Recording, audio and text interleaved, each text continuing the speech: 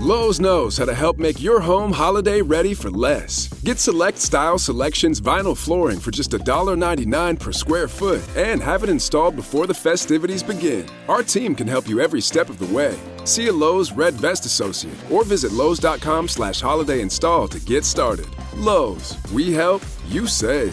Basic install only. Date restrictions apply. Subject to availability. Installed by independent contractors. See associate for details. Contiguous U.S. only.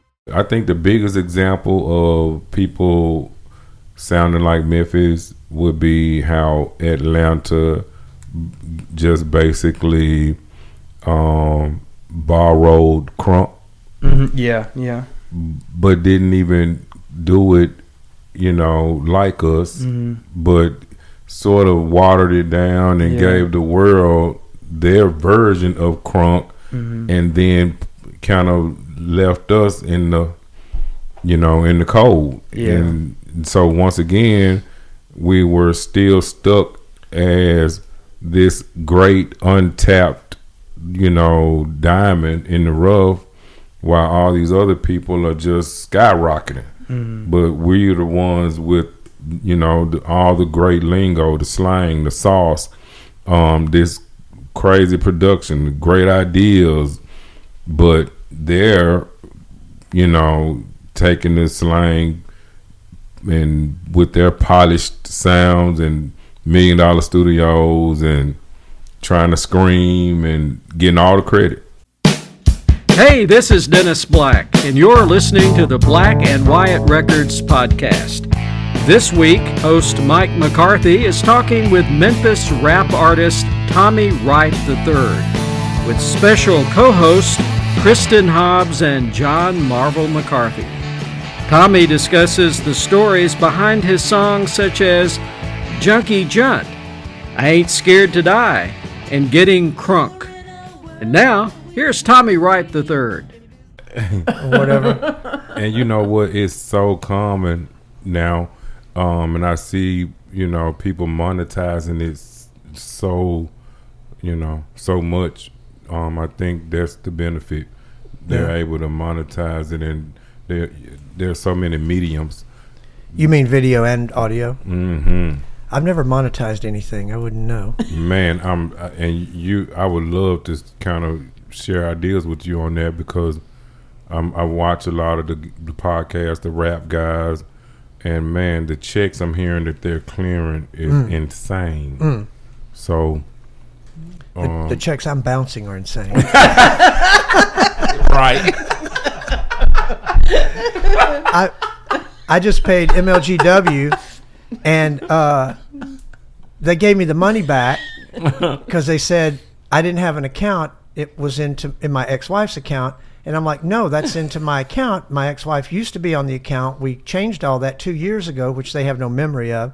And then they sent my money back to her. Oh, I knew you were going to say that. I knew you were going to. And I'm like, it's a good thing I still get along with my ex-wife, because do y'all often send money back to someone's ex? And they're like, I'm so sorry, sir. And I'm like, yeah, get that funeral tone in your voice. Anyway. Yeah, I'm so sorry this happened. That's where I've realized. And then the refunds, they don't even, and then they zing don't you. ask for a refund. They zing you with one more double late cutoff notice bill, even though you've already paid it. But their 1980 computer system hasn't registered it yet. You know what I'm talking about. It's ready to go. That's 1980 computers. John and I were on checking on the arts, Khaki Walton. I think I told you this before, but I was doing my spiel about MLGW TF, WTF, and Khaki said, "What's TF?" And I said, "Tobacco Firearms."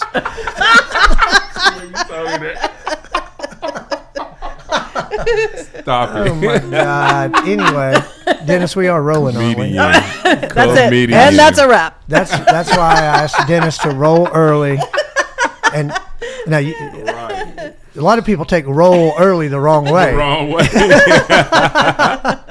No, it's good. You know what? I did an interview in New York a couple of weeks back, and I told the guys, I said, man, I wish we would have captured the 20, 30 minutes of loose talk we had before we actually started rolling the cameras. And I put that on Instagram because, God, we didn't capture none of that. But what was that all about? Man, the loose talk. Man, they were real familiar with stuff I had done, and the guy moving up in his position to be editor of that magazine and that platform, and it was just, we were all over the place. And then when the cameras came on, it's like we went a whole nother direction. But I'm still happy. More or less entertaining or more dry? Probably. Yeah. But it went viral. So I guess it was entertaining because I guess people didn't know that my parents were deaf. So it almost went viral. So that was interesting for a lot of people. So that aspect of it. Yeah. So are they doing okay right now? Oh yeah. My mom and dad cool. My mom's gone somewhere, and my dad was making tuna. So when I walked in the house, I could smell it. I'm like, what is that? What time y'all eating? Oh. Hey, I'm gonna miss it. I might have to just get the leftovers at the bowl because right now I got dip and popcorn, Dr. Pepper, and Dr. Pepper, courtesy of Kroger on I Mendenhall. almost wore my Dr. Pepper shorts. What? You have Dr. Pepper shorts? Yep, I almost wore my Dr. Pepper shorts that I got from Walmart. It would have been so perfect.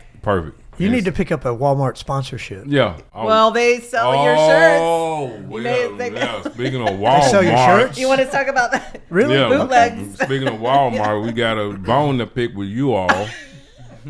So, hey. All I know is I came home from my trip and I looked at the pack of hot dogs that I'd opened when I left a week before. And I'm like, okay, that's it. That's time That's to. what she came home to. Well, I don't want to waste any of them. Right. And then just then the power went out. No, I'm kidding. I'm kidding. But I definitely had found out that Walmart was into selling Tommy Wright shirts now. Yep. Wait a minute, you found it out. Yeah, I found out. You didn't know. No, they didn't ask you. No, I did not know. Okay. So that was a revelation. Well, they saw you on the coffin on that cassette cover. They thought And they thought, hey, Dad, let's put out some T-shirts. Can we curse? Oh, shit. Yeah. It's like, he died how long ago? That's messed up. Right. But hey, yeah, man, that was new to me. And I didn't think I was important enough to be on Walmart shirts. Well, what image to be in Walmart? A lot. A lot of them. I Googled, I don't even know why we were looking for your shirt. John, did you know that? I actually didn't, but don't buy them. No, I won't.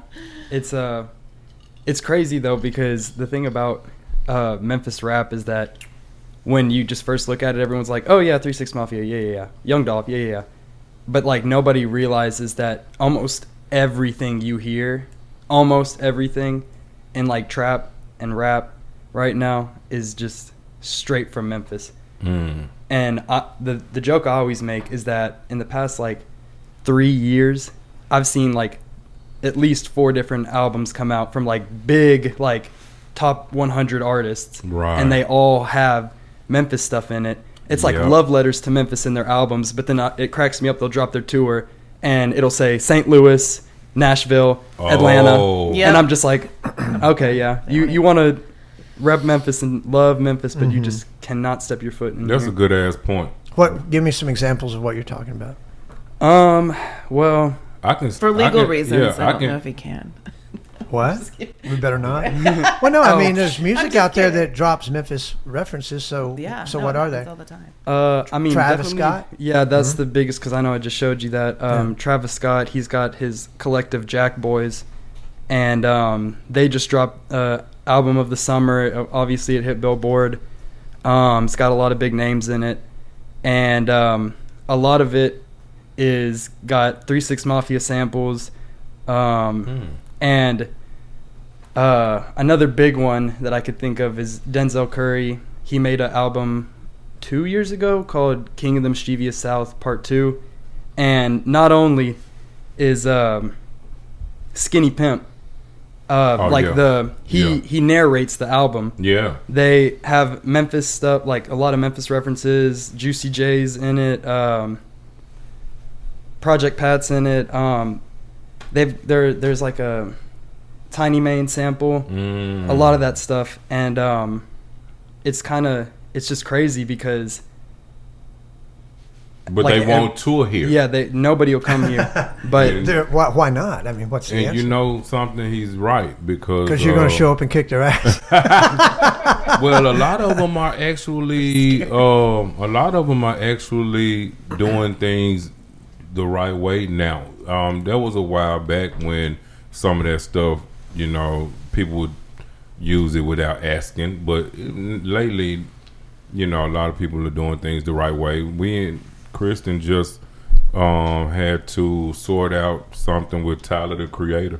Really? So yeah. What was that? He sent it's already out. Some representatives, and my lawyer said he's like one of the top 5 artists in the world right now. Mm-hmm. So I think he kind of borrowed a breakbeat idea and kind of mixed it in with one of his songs. So, how did he let you know that ahead of time? Yeah, not that Pretty much close. far ahead of time. Yeah, not that much far ahead of time. A week away from the release. Because you know what, and this probably something that we should touch on real quick. Mm-hmm. I think you and I come from a time where I think you're probably thinking that a person would ask or see if they can, use something off your record and then go and work on it.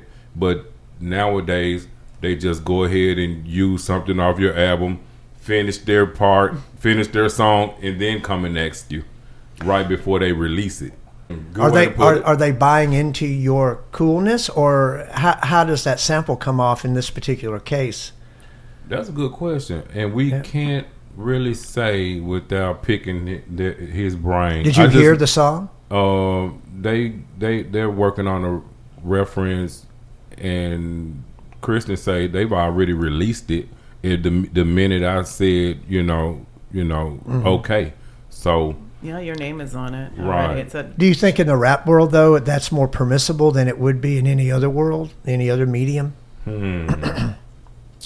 Well, because like when John plays me rap albums, it's hard to single out who the true artist is on an album because there's so many guest stars. It's like it's a complete amalgamation of people. I mean, well, that's one thing that I honestly like about rap, and I mean, I'm not gonna lie. From I feel like a younger generation standpoint, I'll go ahead and say it. Like I don't know about everybody, but my attention span is not all the way there. I like my screens. I like all that, And when you put 3 rappers on a song, to me it's not messy. It's like, oh my god, and now he's in here, and now she's in here. What's going on? It's like it's fun. It's like a mashup. It's like Avengers Endgame, but songs. It's a constant super group thing happening. I mean, not all the time, because it's still, you get their personal sound. It's more like a lot of rappers have flows, and when another rapper comes on to somebody else's project, they might spice things up with a little bit of their flow. They might kind of join into the flow of the other rapper just to, like, for the hell of it, Right. Sometimes rappers are best friends and they do a lot of stuff together. Sometimes rappers just do one thing and never ever speak again, Sometimes rappers or have label mates or sign another rapper, and then they collab with them in order to boost them up. Yeah. And you get some nice songs out of that. So although lately one of the latest sort of I guess homies in the rap game has been all over the news lately, though, and that was Young Thug and Gunna. Yeah. And now it's like I think their group is sort of falling apart YSL. Because not only did they go to jail and have to fight for their way out, but they also have released all of his jail phone calls, where he was like bad mouthing all of his bandmates and group members, and so I think that's probably the last we hear of that team working together. Yep. So, but yeah, other than that though, yeah, he's right. Yeah, a different voices on a song and rap is it's common. Yeah. I mean, that's what Travis Scott and the Jack Boys is. Right. Because Travis Scott will drop his own album and then he'll do something with the Jack Boys. And I mean, there's so much to it. Because I mean, sometimes, you know, there's like Playboi Carti and Opium, and they're pretty consistent. You know, they do a lot. And then there's like Dreamville. And they kind of have like, everyone's kind of always doing their own personal thing, and they sometimes collab. And then like Jack Boys, they barely do anything. They collab like once every 5 years, you know. I gotta ask you then, not to jump in, but gosh, the Playboi Carti snippet of Meet Your Maker, what did you think of that? I thought it was crazy. Cause and he's already shot the video. Harping back on what we were talking about. People just go ahead and use it, then ask you later, and that's kind of an example. What happened? This guy has released a snippet of a song on one of my tracks, and he's already done the video, teased it to everybody, didn't release the full song, but he teased it to everybody, and then next thing you know, people are reaching out and calling, and everybody's wondering. But then he released the album, and the song was not even on it. Well, that's one thing, especially with the SoundCloud era of rappers, which is what was big when I was starting to get into it. And that's SoundCloud rappers. That's where a lot of Memphis influence came from, because a lot of definitely SoundCloud stuff from now is like Atlanta, like Playboi Carti, YSL, like Young Thug, Gunna, all them. That's Atlanta. But were they really in the SoundCloud, or they really just was straight to mainstream? No, they were straight to mainstream. SoundCloud to me makes me think about a lot of guys that were sort of up and coming or trying to, you know, break in the industry. But that's what's crazy about the SoundCloud era, because someone like with Playboi Carti, I mean, I love him. I've always been like on his stuff, and I know like with him, and like he was his kind of duo was with Lil Uzi Vert. Okay. And he's from Philadelphia. Yep. And so that was kind of like they were both just like young kids, you know, doing whatever. And then by the time they were like, I never knew that. Thanks for telling me that, because Uzi Vert ultimately was producing the young lady from Memphis who died, whose dad was in the Young Dog trial, found not guilty. So what was her name? Lotta Cash Desto? It's something like that's her name. And she passed away. Rest in peace to her. But and I know Lil Uzi Vert went to her funeral, spoke at the funeral. So those are some Memphis ties right there. And they all seem to really, really like Memphis and Memphis rap. I became aware of you through John's interest in Sigilcore, and he saw a documentary on YouTube, if you want to call it that, a documentary. Yeah, it was a little YouTube documentary. A little YouTube thing. Have you seen that? There's so many. Well, it wasn't. Which one was it? It's about an hour long, and it's not on any one specific Memphis rapper. It's just kind of the whole. One overall. of those. You don't know what it's called? Was Juicy the thumbnail? I don't think so. Let me check. It was just some dry narrator talking about, like in a very almost AI kind of way. I'm sure it was just some kid talking about Sigilcore in Memphis. But when you were a kid growing up, I mean, I don't know how old you are, but where did you come from out of Memphis? Oh, actually, I'm born in Riverside area, South Memphis, near Martin Luther King Park. Okay. And then after like maybe first year grade school, my mom and dad divorced, and my mom moved to Whitehaven, so I wasn't far from Elvis's house. Okay. Yeah. And then high school? I picked back up over there at West Haven Elementary. Yeah. And then went to Lanier Junior High 7th and 8th. Then the district got changed, so I had to go to Jeter Junior High for my 9th grade year, ran track. And then went to Fairleigh for high school. And didn't last long at Fairleigh because of altercation, big shootout. So they kicked me out. So I ended up going down on Poplar to Tech, or what they call alternative school. But I think some people just kind of call it military school or boot camp school, or and it was it's on Poplar. So I don't know where that is. Oh, it was famous when I was there, so I don't know, man, how it went under the radar, but ended up going to alternative school, mixed in with some of the most hardcore brothers out of Memphis, guys who basically stabbed classmates or did crimes.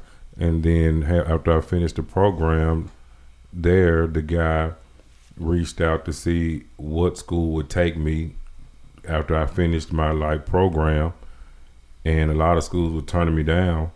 But then Whitehaven, Mr. Tracy Norville, the principal there at the time, he said, "Hey, I'll take them." And so I went from there to Whitehaven High School, right next door to the Southland Mall.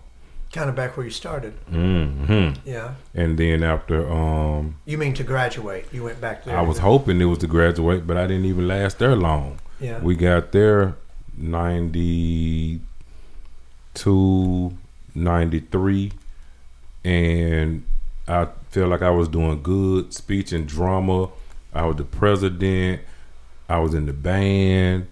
And then on one band field trip to her hometown, New Orleans, or one of her stomping grounds. Stomping grounds. We get to New Orleans, and then a lot of us break curfew, break some rules. You get caught gambling in the hotel rooms and girls and all of this and that, and then two guys. Some of the kids horse playing. One got hurt.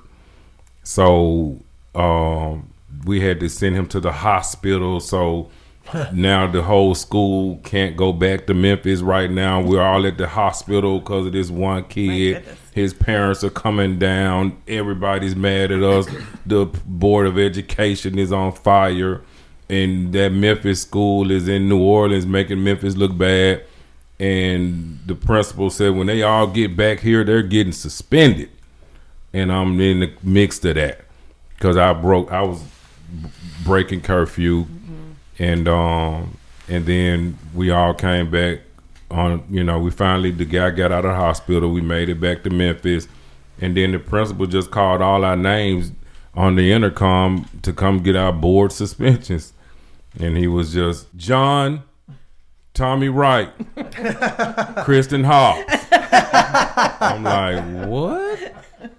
Jim Snow, and just Sherry Briggs, and just named 300 names. There goes the band. And the whole band goes, oh, man. There goes the rhythm section. So we all at the office with these board suspensions, but I'm zero tolerance. I'm already on a probationary type of thing. So there's you can't even come back.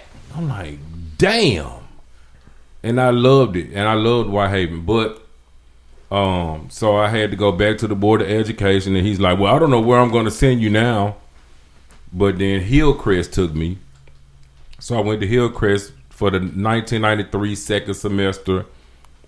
Met my kid's mom, and just for a brief time, but they had no band. Crates, wasn't a good basketball team, wasn't a good athletic department. So I'm No like, drama department. yeah, nothing, no drama department. Willing to be an actor. So There was I went- drama when you got there. It was drama. I definitely came up to stir some things. But I liked it though. I liked Miss Dugard, the English teacher, and all them. So, but after that, I went back to the Board of Education and asked Dr. Pavela. That was his name. That was the big kingfish down at the Board of Education. I said, look, I'm going into my last year. This school basically has nothing. Can I go somewhere else with some resources? And then they said, well, we'll see. And then they sent me to Hamilton, which my dad lived right around the corner from Hamilton. And I said, okay, I guess I'll try, but I know Hamilton's a lot of trouble, but I'm not even going to get in it. I'm just going to get there. And as soon as I got there, you know, things kind of went well. I saw my little neighborhood sweetheart, Farrah Griffin, and then I saw my other kid's mom. I met Mahalia, who was my other daughter's mom, and then met Miss Buchanan, who was over the drama department, and she took me in quickly, introduced me to Harpo from Color Purple, Willard Pugh, born and raised in Memphis, and they started working on me. I'm in plays, I'm in battles, White Station, winning medals, man, doing Raising in the Sun, and then they put me in a program and asked me to play Martin Luther King, and I said, I don't look like Martin Luther King. Why would I do that? But man, I got the speech down packed, did it in the auditorium. They went crazy. I got video. And man, Miss Buchanan just really kind of, you know, worked with me, and then I finished at Hamilton class of '94. I think we all have a Miss Buchanan in our life somewhere. I mean, if you're lucky, you do. Yeah. But so you're telling me that when you get in trouble in junior high, then you have to go before the Board of Education, and then they barter a situation where they're trying to find you a high school that will accept you? I didn't know that's how it worked. First, you end up in alternative school. You're right. Yeah, you end up in alternative school. And by that, you mean like a VOTEC or something? Yep. Yeah. And it's like worse than a VOTEC. You actually, but you actually like get walked to each class. They stand over you. You get walked to the bathroom. Y'all should have been walked to New Orleans. Yeah. Everybody got walkie-talkies, guns. It was like. But you weren't that kind of a threat. Man, I didn't think. Were you? I didn't think I. Because I feel like my whole issue was sort of like self-defense.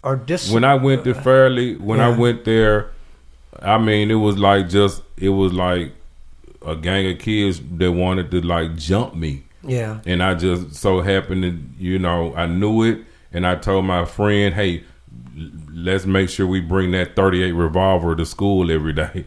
And so we would take it in, we would put it in our backpack, and I mean, I went so many times, nothing happened. But on this particular day, they said, yeah, Tommy, today's your day.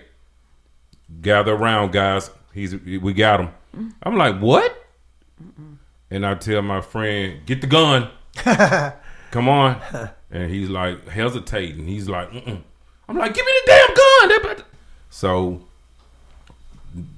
guys that wasn't even in high school no more, had already graduated 7 years ago.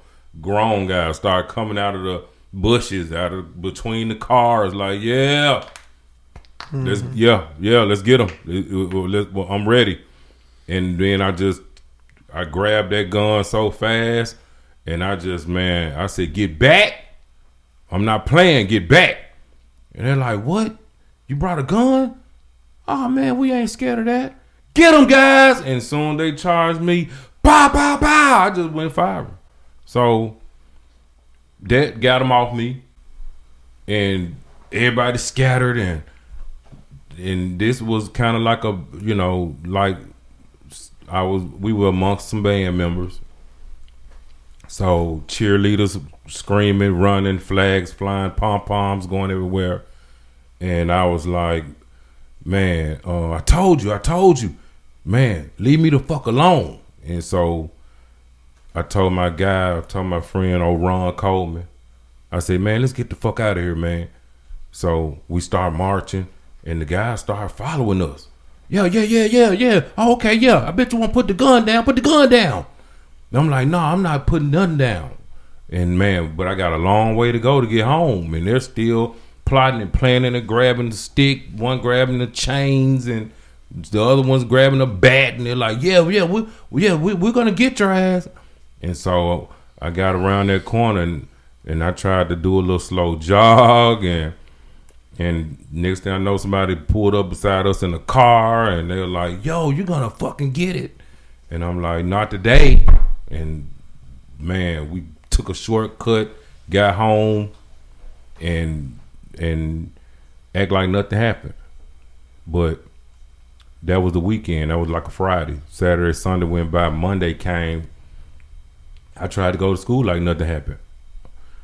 Man, didn't tell my parents, didn't tell nobody nothing. We get to school, and I went straight to class. And the band leader was like, everybody's staring at me as I walk down the hallway. People are pointing. Hey. And I'm like, what is all this? I'm like, man, words must got around. So everybody's like, yo, he's here. So the band director said, hey, Tommy, in my office. And I come in and I'm like, yeah, what's going on, Mr. Huddleston? You can put all your horn down and everything. They want you in the office. And I'm like, oh, really? I'm like, all right. So I put my stuff down. I march up the office, and like I said, everybody's clearing the hallway as I come by. People are getting out of the way. People are running in their classrooms, locking doors, and I'm like, this ain't good. Then I get to Mr. Durham's office, and that was and as soon as he shut the door, there were 2 cops waiting on me behind the door, and I'm like, oh shit! And they just grabbed me, wham! And O'Ron was right. He was coming in, and they grabbed him too. I'm like, they called, and he's like, what's going on? What's going on? And what happened? And that's when I started, sir, I'm explaining my story, and he's like, no, son, nope. You would never go here again. And I had to go to juvie first before I even got to that alternative school. So they took my ass to juvenile court and booked me right then and there from school. Well, to be clear, did you shoot those kids or just shoot? Oh, no, I didn't shoot nobody. You shot up in the air? Yeah. They didn't care about self-defense or any of that? They didn't care about none of that. Did you have a trial? Actually, no. No? Nope. Who pressed? Did someone press? No one pressed charges. No one pressed charges. Nope. And that's a good question, because I didn't have a trial. I didn't have a lengthy. Well, it wouldn't have been your trial necessarily. It would have been their trial.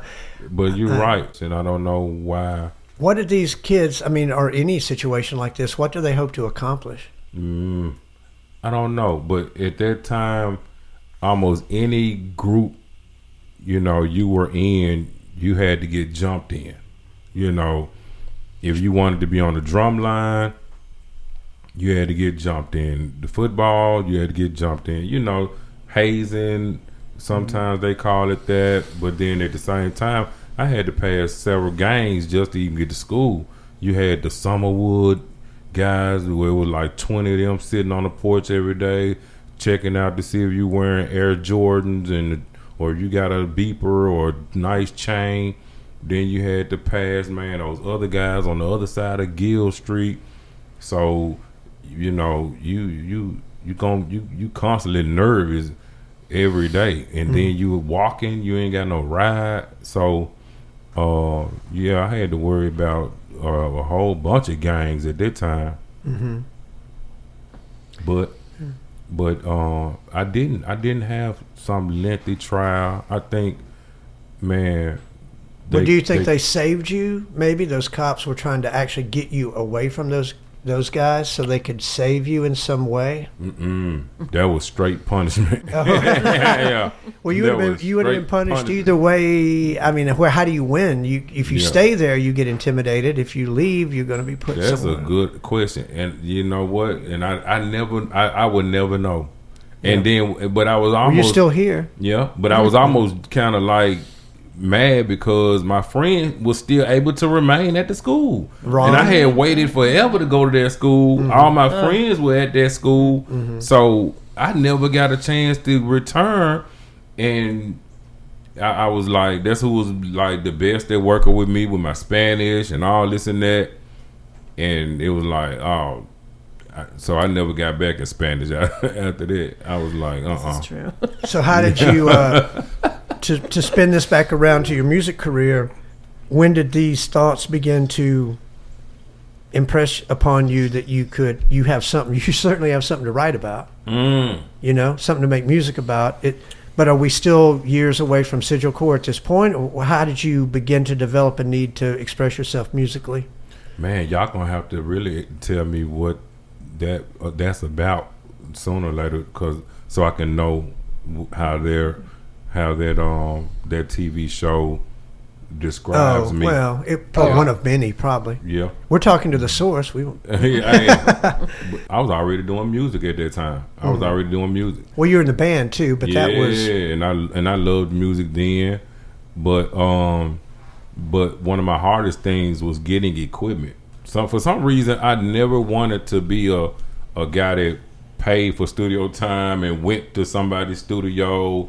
I always wanted my own equipment, but it took a while. I had to build up to it. That kind of adds to the old tune. Like a lot of that old Memphis rap is obviously a lot more Hell homemade. yeah. A lot of people who basically went and they go to studios, they kind of from our era, they kind of ended up, unsuccessful. Mm-hmm. But I'm glad I had the foresight to just sort of really want to, build my own studio. And I tell people that now, that's the best way to go if you're gonna do music, because if you're trying to make life a career with music that you made by the hour, it's not a good idea. Well, so what kind of music was in your head when you were, I guess, in high school and coming through all these situations that you wound up out of? So did you get a high school diploma after all this? Okay. Yep. Class of '94, Hamilton High. Hamilton. So how much music had you made on your own at that point, and then what happened after that? I was already up to my third or fourth mixtape. I made Running and Gunning in the 12th grade, because that's when I actually met Chicken Bone, and he's one of the hottest songs on that tape. So, can we play something from that right now? Oh, yeah, definitely. Running and Gunning, Chicken Bone. Okay. Killer by Nature, however y'all, remember it. But, man, class of 94, here it is. Chicken bone, now it's on, now it's on, now it's on. Chicken bone, now it's on, now it's on, now it's on. Chicken bone, now it's on. Chicken bone, now it's on. Chicken bone, now it's on, now it's on, now it's on. Chicken bone, now it's on. Chicken bone, now it's on. Chicken bone, now it's on, now it's on, now it's on. Chicken bone, now it's on, now it's on, now it's on. Chicken bone, chicken bone, chicken bone, chicken bone, chicken bone. Now it's on, now it's on, now it's on. Chicken bone, now it's on. Chicken bone, now it's on. Chicken bone, chicken bone, chicken bone, chicken bone, chicken bone, chicken bone, chicken bone, chicken bone, chicken bone, chicken bone, chicken bone. Now it's on, now it's on, now it's on. Chicken bone, now it's on, now it's on, now it's on. Chicken bone, now it's on. Chicken bone, now it's on. Chicken bone, now it's on, now it's on, now it's on. Chicken bone, now it's on, now it's on, now it's on. Chicken bone, now it's on. Chicken bone, now it's on. Chicken bone, now it's on, now it's on, now it's on. Chicken bone, now it's on, now it's on, now it's on. Yo, they got me in the slammer one they call Chicken Bone. Throw me in that straight jacket so I won't go shank someone. Yo, lockdown. Murders getting next to me. I'm finna find another victim. You best call security. I'm tired of looking at these bars. I feel like an animal. I may click like Jeffrey Dahmer and become a cannibal. If I can decide or come to a conclusion, y'all gon' have to lock me up in that institution. Answering it is mental health. Think I might get jacked to death. I must sit around and wait, but I got a trial date. I wonder will the jury plead that my case is guilty, that I only killed the man. Why don't you come shake my hand? My soul I might never see. Locked in penitentiary, waiting on a visit, man. If no one comes, I'm gon' campaign. Feeling like a reject, thinking that my case was rigged. Man, I hate the justice system, but I have to live with it. Murder in the first degree, thinking of a killing. Meditating once again so I can get that feeling. Get in touch with another gut and a liver. Feeling in such a way that your whole body shivers. That's why I'm tied up in the straight jacket, can't get free. Cause I killed a mailman just for staring at me. They lock me up. Sometimes I think my screws are loose. They think I'm crazy. Sometimes I think I'm crazy too. I woke up early in the morning, popped a clip in my 9, cocked my hammer back, and something snapped in my mind. That's why they got me locked up in this padded white room. Now I'm talking to myself like a psychopathic fool, and they sticking me with needles, stuffing my mouth with pills. And since there's nothing else to do, I think of ways to kill. Add a touch of gunpowder just to make my mind click, to make me just like my master, a lunatic. Welcome to Slaughter City, where people have psychic thoughts and visions of dead bodies just lie around full of park. So go get a chainsaw and convinced I couldn't. Body parts start to dripping and the blood starts to pouring. See, I sit in the darkness and I check my attire, and if I start to get hungry, I go and boil me a screwdriver. My thoughts are wicked, body parts are delicious. I find myself with a butcher knife and I go plan a killing.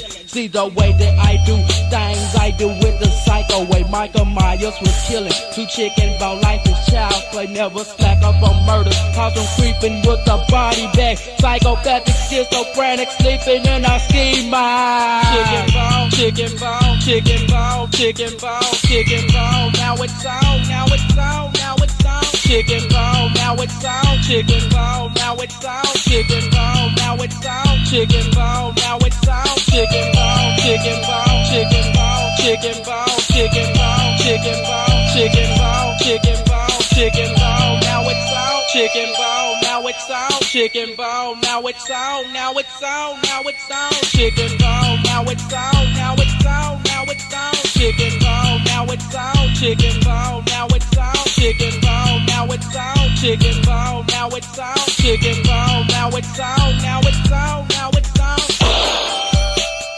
Chicken bone, now it's on. Chicken bone, now it's on. Chicken bone, now it's on. Chicken bone, now it's on. Now it's on. Now it's on. Yeah. Okay, so you were asking what is sigil core? Yes. Tommy yes. Wright III asked what is sigil core, and Yes. John was answering. Yeah, it's kind of the more urban legend side of Memphis rap. Kind of the idea that you could tape someone, like tape someone's murder, and take the audio of that murder and put it into mix it in, sample it in the tape. And once you've got the tape created, that is the sigil. And it's kind of like a voodoo sort of thing, you know, kind of like, think of like a voodoo doll, like trapping that spirit energy into deep. the tape. And it came from the fact that they would actually, they really would go and take like snuff films or horror movies and sample that in a lot of Memphis music from like the 90s. Yeah, I used to love it. And like screams, like anything, you know, just anything that sounds, you know, scary, or like it'd be in a horror film, snuff film, something like that. And yeah, as time went on and a lot of that stuff kind of just spread out onto the internet, it's kind of this idea that with the life energy from that tape, you would get more listeners, and the more people that would listen would charge the tape more and more. And that kind of goes into the how you would get successful off of it is basically like success from the life you sacrificed, and the people who listen to it charge it. Okay. So did you sacrifice those bullies at that high school? Is this some kind of high school horror thing? Well, I do think one of the biggest connections to it all is the West Memphis 3. That's one of the big ones that people always talk about, because that was the whole, was this a Satan cult thing? Yeah. So that's what I've always seen people go back to when they think that it is like really people getting murdered in these soundtracks, you know. We lived through all that. We lived through. In fact, I met one of those dudes that was the redheaded guy that was missing his teeth. He came to indie Memphis because they showed Paradise Lost, which was the West Memphis 3 doc. Yep. And he was never convicted. There were teeth marks in one of the victims, and I just was noting that when he shook my hand and he had no teeth, and then I just thought, did he pull his teeth? Guilty. After he... Yeah. But Well, this is first crazy of all, talk. Before you even go any further, do we believe they did it? Yes or no? I don't remember my initial... Come on, we got to touch on that because they got acquitted. I mean, they... you mean the kids? Yeah, the kids. Yeah, they went to jail. I don't believe the kids did it, They but went to jail. Because everybody, apologized and said, hey, the cops were wrong. They did not do it. And they were let free. Mm-hmm. And so, I guess you got to believe DNA said that they didn't do it. when I worked at the mail center, this one kid would come in and get mail there, like people could rent a mailbox. Uh-huh. And this one kid would get letters from prison or wherever Damien Eccles was. And so I would always put the Damien Eccles letter into the mailbox for this kid to come in and grab his Damien Eccles fan club mail, whatever he was doing. And so, but I always remember Damien Eccles had a sense of humor because up in the corner where it said Damien Eccles, it was actually one of those like cheap stickers you could buy with your name on it with Damien coming out of a coffin. What? Sigil. Very much so. So, yeah. But what John was just describing about Sigil Corps, it's amazing to me that you're asking this white 21-year-old boy, what is that again that I did? Man. I mean, do you disagree with this? But no, I definitely used to like reach into a whole lot of horror films and a whole lot of horror. But West Memphis 3 was heavy on your mind? Or not? A little bit, yep. Really? Yeah. In a But a whole lot more. I was around stuff like that up close. Did you go ever into West Memphis and mess around over there? Or? Yeah. Yeah. But not to not to that effect. But yeah. But yeah. I even had a group from over there who was infatuated with a whole nother I guess cult, and they're called Manson family because they were so that's infatuated. Yeah. Oh God, because they were infatuated with Charles Manson, and they would have him in their in their shows and backdrop and the CD covers and everything. And you work with them, right? Yeah. Was this a black group? Yeah. Yeah. And they actually ended up, when I kind of put my stamp on it, man, the copies were flying off the shelf. So yeah, and they made a couple of albums, and really believed in what they said, and they had a real dark history, dark past, and heavy drug users. So, but I actually. Yeah, I used to go to West Memphis a whole lot, and I used to like the the things that they had to offer. It was a record store, crafts. It was a skating ring, So yeah, it was just, to me, it was almost just like another hood. What year was that? Oh, my high school, 92s, 93s, 94s. After I came out, embryonic period. And even 95, 96. And I always felt like if I put out a record, I got to go to West Memphis to promote because, man, my love was strong over there. So you were, as John was describing Sigil, were you actively involved in creating the mythos for that for that genre? Well, the thing about that is that it's kind of like I'm gonna let you answer. Sorry, I don't mean to interrupt. No, you can't. I just wanted to say that is kind of also like that legend to it that was born a little bit later. I mean, obviously. Well, what's the timeline on later? Well, I mean, like the next I decade? mean, obviously, you could look at like back in the '90s, 3-6 Mafia. You know, that's just obviously right there, 666. You know, there was obviously kind of like a sense of you know, the demonic side to it, satanic side to it. But I feel like the sigil core thing was kind of like brought up during the whole 2010s like creepypasta and like urban legends online sort of thing. So there was no sigil word attached to it in the 90s? I'm just trying to get some clarity here. I wouldn't say so, because it wasn't. It definitely was not attached to me, and I didn't have a whole lot of satanic references with any of my music or titles or any of that. Really? But I did see online where they started diving into how some of my group members, you know, would have violent endings, and they were starting to, you know, dive into certain albums that I did that had spooky stuff happen around them, and I said, wow, people really pay attention. And that was the NOD album. I don't know if you've heard that one, but yeah. And let's play a cut from that real quick. Man, we can dive into I Ain't Scared to Die, No Fear, NOD.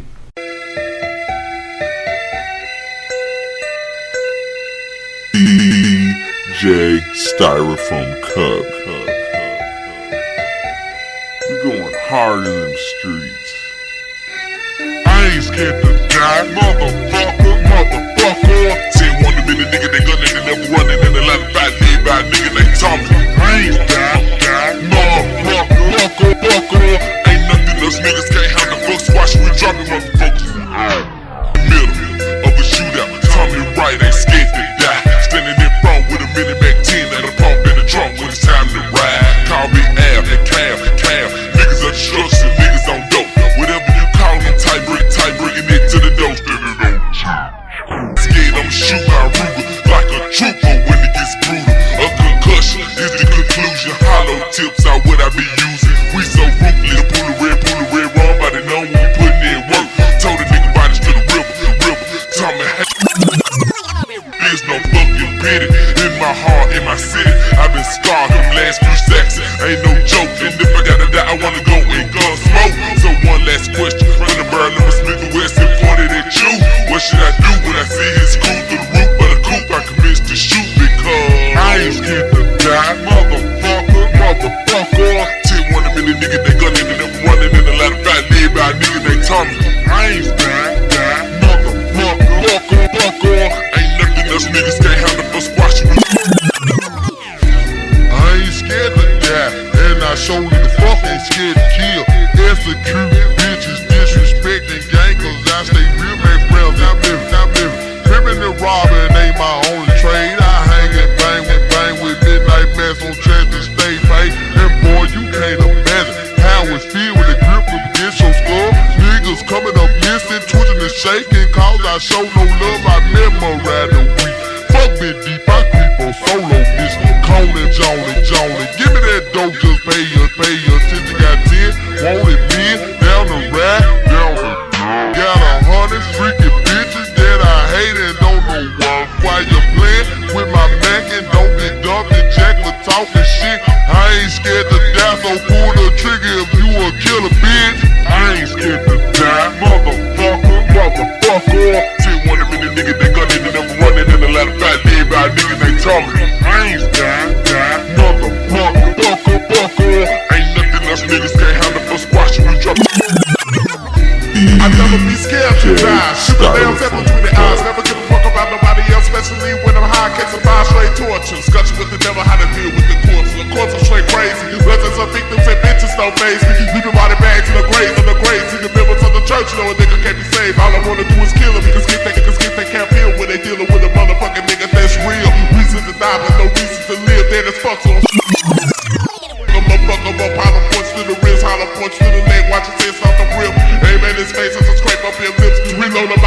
Memphis, ass like a script to you niggas can't deal with this killer type killer. I'm anxious to trigger a happy cap pillar. Infrared head full of head plus filler. Aiming my Glock to the center of the victim. Sick a nigga, get a nigga with the shot as we hit him. Then split him, send him to the mortuary quick with a sign on his stay on my dick. Real niggas ain't never scared to die this clip. I ain't scared to die, motherfucker.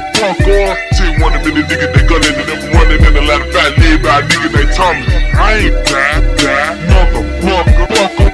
Ain't nothing else niggas can't handle for squash you. We drop the motherfucker with I ain't scared to fly or to die. Living in my hood though, that 9mm chill foot long with the street sweep who. Not me, I'm just a mass man. Take my time and put them clips in. Sing the darkness, but then on D-click came calling. What's up? I'm ready to roll. Pick up the switches, I'm ready to go. Step on the scene and I blow that hoe. Smoking with the double and then I float out the dope. Ready to smoke out another hoe. Seen the hip calling. So my kept on ballin' through my hood. So it's all good. Doing my living so smooth. Last and foremostly, that nigga they named Tommy. All I had was my 9mm, so I ain't scared to die. So I have to live my life to the fullest, and I'm scared to die, motherfucker.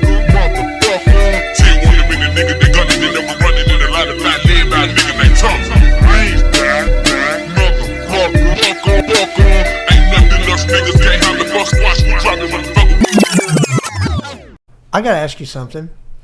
Why don't you have some rapper name that would be typical of the genre? That is a damn good question. You stuck with your real name. I stuck with my real name. And you're a third. Yeah. We haven't even asked about the first. I tried. I did. I tried. In the beginning, I did have, MC Electric and all that crap. Oh, really? But yeah, MC Electric. Yeah, all that, yeah. And Radio T and all that. But it seemed like none of them stick. Right. And then I felt like basically since I bounced around to all these schools and made all these friends that know Tommy, the best way for me to sell records is to just go with Tommy. So that was a strategy and it helped. So did you have cassettes out that have those other names on them? Nope, I didn't.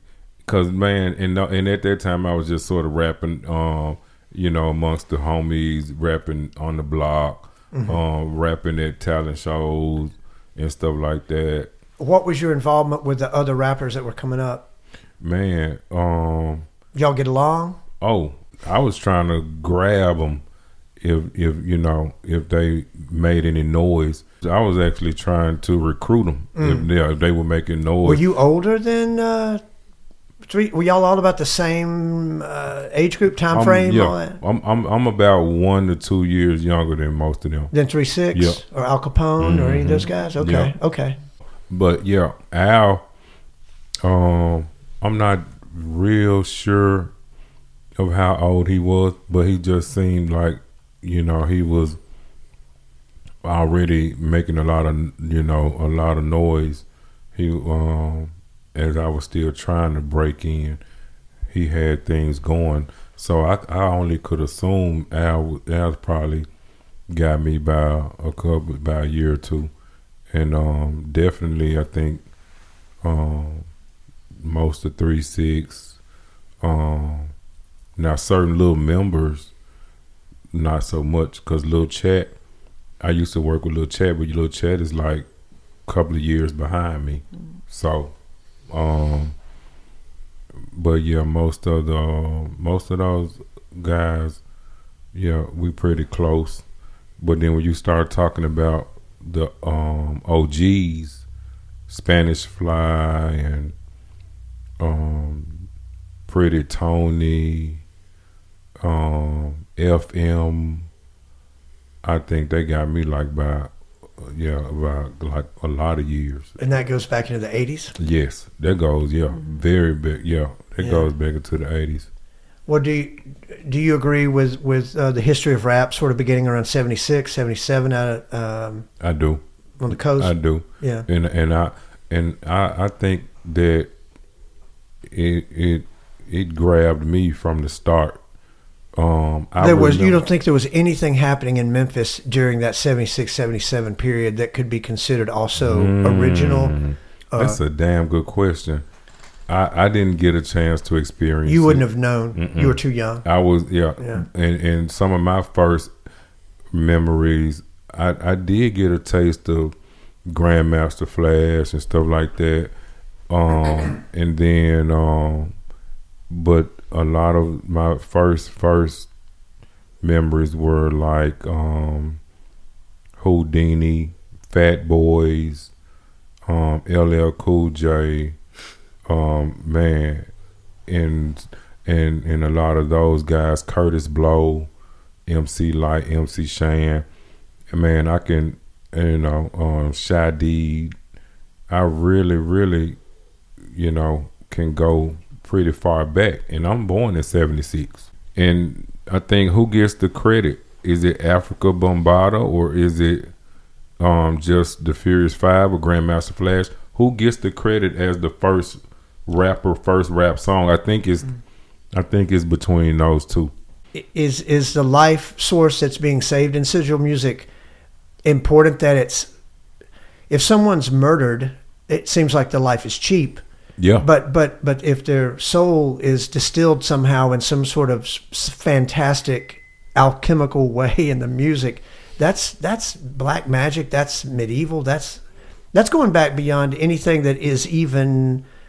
It's like subconscious stuff. Right? Yeah, but it was cheap back then. It was, Is it now? And not so much now. You don't think? No. Memphis has still got a pretty bad reputation. Yeah, we do. In other words, that genre went away. Tell you. It established itself in a way that you didn't even know you were being involved in it. And we probably gave it happened birth, 10 years later. It became a name. Well, I mean, that definitely, and we gave birth to, a whole lot of and a whole lot of what's going on now. But I'm kind of intrigued that you're talking to John about John's young, and I wouldn't have known about it if it weren't for John, and I had to find out about it kind of reading online, not so much as well as he described it, but I definitely saw that a few of my tapes were being, broken down and analyzed and studied. And well, when people ask you for samples and come to you and they say, hey, you're an influence and we like this stuff, do they point to the 90s, or are they looking for more recent stuff, or even like 20 years ago, or what's the feel that they want? Yeah, they point to the 90s most of the time. Do they say sigil when they point? Nope. They never do. They don't? They never do. Why not, John? I could think of so many like top of the charts like rappers, and even just like other musicians who like take like so much stuff from Memphis, and a lot of it is like the cowbell stuff, a lot of it is that hazy kind of thing going on. And I mean, it's not just sampling. Like horrorcore started whole other new genres like vaporwave, stuff like that, which is more of like a DJ house music kind of. Okay. So that's what they call that? Yeah, vaporwave. And that's kind of like chill, lo-fi, even lo-fi, because of just that hazy kind of low tone a lot of those songs have. And that wasn't on purpose. For a hot minute there, it was like East and West Coast, and it was like, I always see this whole sort of joke where it's like, back in the 90s, East Coast is like, we're better than the West Coast, and West Coast is like, we're better than the East Coast. Yep. And then the Dirty South is just like minding their business and growing. Fighting. And like, oh yeah, I mean, fight for sure, but it's also kind of like, I mean, within instead of you see, like, I mean, it all started in Memphis. There's no like debate. What started in Memphis? That sound, that horrorcore kind of thing, Oh, and yeah, it goes to Atlanta. It went to Houston. It went to St. Louis. I still don't hear them. I still don't hear those other cities really able to imitate it, or better yet, I still don't see where they even come close or to trying, because I think all of them people sort of have their own sound as well, but there's certain artists that will try to tap into it, but I'd say A$AP Rocky is A$AP Rocky's the best rapper from anywhere that I've ever seen kind of dive into Memphis. Because I mean he's from Harlem, but I mean like, but he won't play here. He's too big for that. We actually He's a was fan of Tommy. Yeah, we actually was expecting to see him at my last show, and Hey, but y'all gotta take me. You matter of fact, we talked, but because he's sampled something for a song called OG Beeper. I love that song. And then this song was like played on Little Dicky's TV show. Yeah. It was on Testing. It was on, But it also started being on like TV shows and stuff. So, but yeah, so when he's about to do a new album, or he Don't Be Dumb, working on it, and I was like, yo, we're gonna do something again or what? And he's like, yo, send me your number, blah blah blah.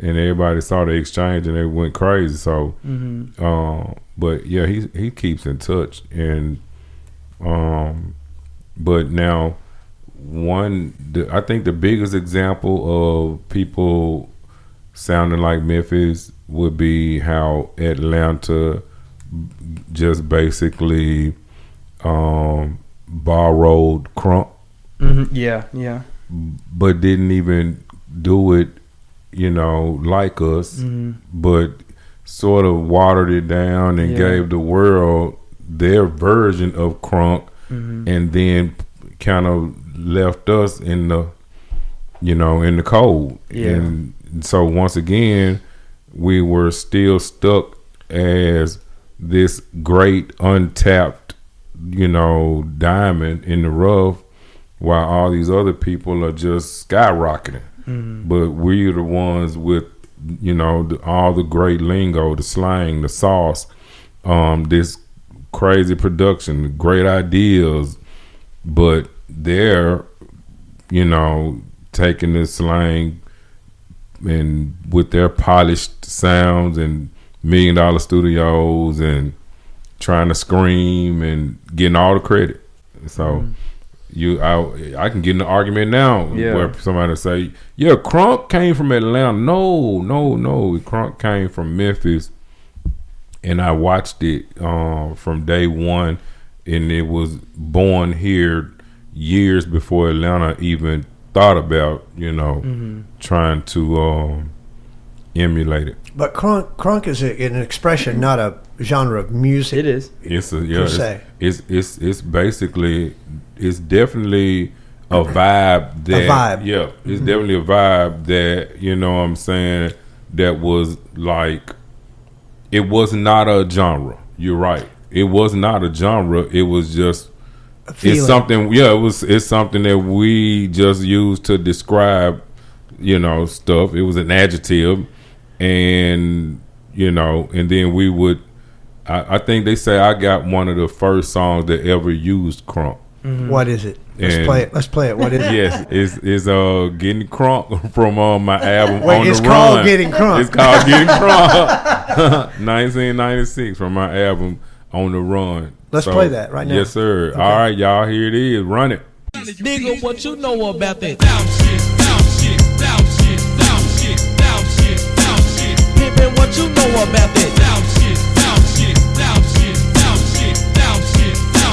Nigga, what you know about them? South Memphis niggas get crunk up in this bitch. South Memphis niggas get crunk up in this bitch.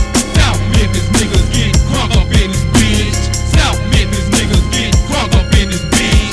Project Pimp by Kristen, ballin' with the heel click, hoe is on again. Nigga with the smoke that shit, everything grill to the grill, still hollering out 10 on a million. What's up with the dirty hoe, watching me click on the bitch at the map, I'm say shit, how much out of ride in the dick and book, out of luck with a dust, bitch, you win for the nasty, click with a mask on my face, with a sass, polish, light for your hand in the bag. Tap from the nigga to the jump, so you sit in the out of curve, by the different color red. Blue street band late night on a Saturday, hit the jump full of phone, Sam and food. Jump out of the car on the pause, I'm a drunk, and a crump, but the folks got got a nigga on the run. Head to the pawn showcase, I'ma scope for the phone in my lap as I pass through the crowd. 4 9 18, just a Trump 2 amp power news, I'ma sit up on my lap. Sound baby sound shit, nigga that I break a bitch, Pritchard Street bound where I live, where I dwell. Listen to my bitch at home in the background when I climb to the sound with the ticket straight to head. Living like a convict till another hoe when I broke when I fell from the stage down the straight. All of these South Gate lock, full of shit with the odds, yeah, they bought purchase bill, gotta take. I don't give a fuck about the motherfucker he say, nigga from the hill of the South, bitch don't play P, never ill when the fool stay cool, never lose as I cruise through the hood of a Mayday. Down shit, down shit, down shit, down shit, down shit, down shit. Nigga, what you know about it? Down shit, down shit, down shit, down shit,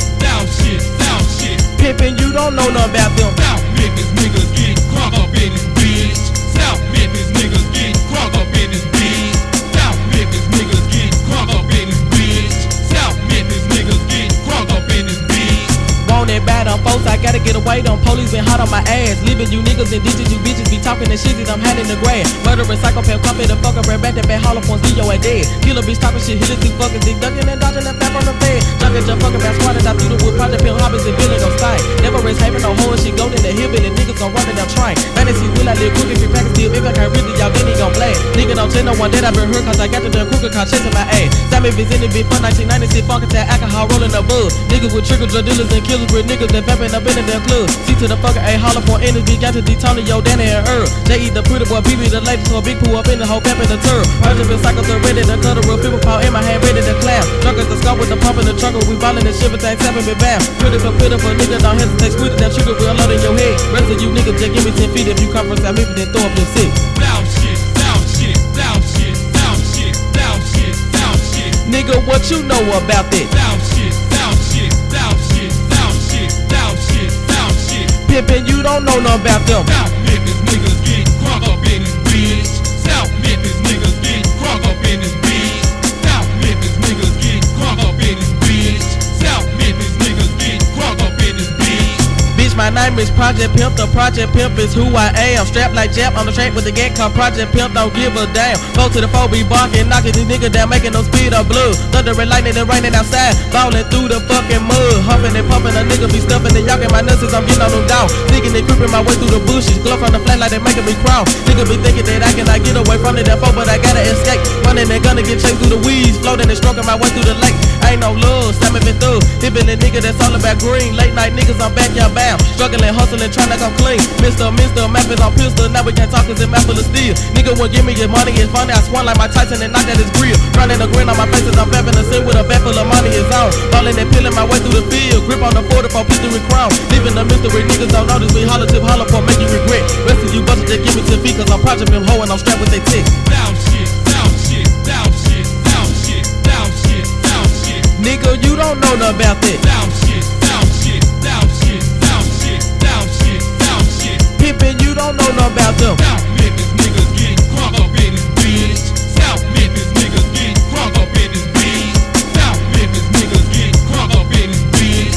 South Memphis niggas get crunk up in this bitch. Yeah, this Project Pimp and this motherfucker kicking it with the motherfucking heel click. Yeah, what's up, PAL, Trey Lynn down there in Northwest. Holler Point Tink, CA, Big Pooh. BB and Earl still up in his bitch. Crooked Chris, Gangsta D. Bounty, Tony, Big Blimit, my nigga J.E. Danny, that motherfucking suspect. Lil Diamond, Big Stewart, T-Dog, Tommy Wright. Play around for Riverside. The motherfucking Pepper. The Prince Street Posse, my nigga Kenny down there in the King Gate. Big Jockey with the Tree Posse. Foodie and Westwood down there on 5. My niggas up there at Tech, I bump with. Yeah, what's up to my nigga Two-Face?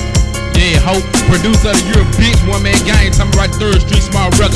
10 1 million, I'm be screaming that shit, the G's come again. What's up the big head in the Lex, right with the Suburban Junebug. Everybody on curse bumping this shit. And by the way, if your shit don't sound like this, don't put that shit out. You niggas better get with us and leave them fake ass DJs alone. Still got boss and 4-track. Like Nino said, we'll own this fucking city. Down shit. All right, so I got a theory. Yo. If you're cosmopolitan, like bullshit Atlanta, you can only pretend to be crunk. But if you're metropolitan, like Memphis, you are crunk. Man, that is a great way to put it. Metropolitan like might give you, like another metropolitan city might give you your own version back. But Yes. but a cosmopolitan city doesn't know shit about crunk. You gotta get him on camera. You gotta get him on camera. Oh, no, Let's no. run it. No. So yes, finish your point. That was it. Yes. Okay. I ain't gonna say anything else because I might get in trouble with Uncrunk Atlanta. I know. We're gonna come after you, Mike. We're coming. Because my take on that was getting crunk. Oh, I get it. Yeah. But no, man, they know that that's been a debate. They know it.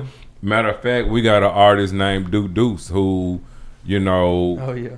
man, I've seen him have arguments. He's brought me into an argument. What do you mean? You know, he say, Tommy, you know, tell them that, you know, Crunk is from Memphis, and these motherfuckers they're telling me I'm lying and da da da. And I'll step in. Nope.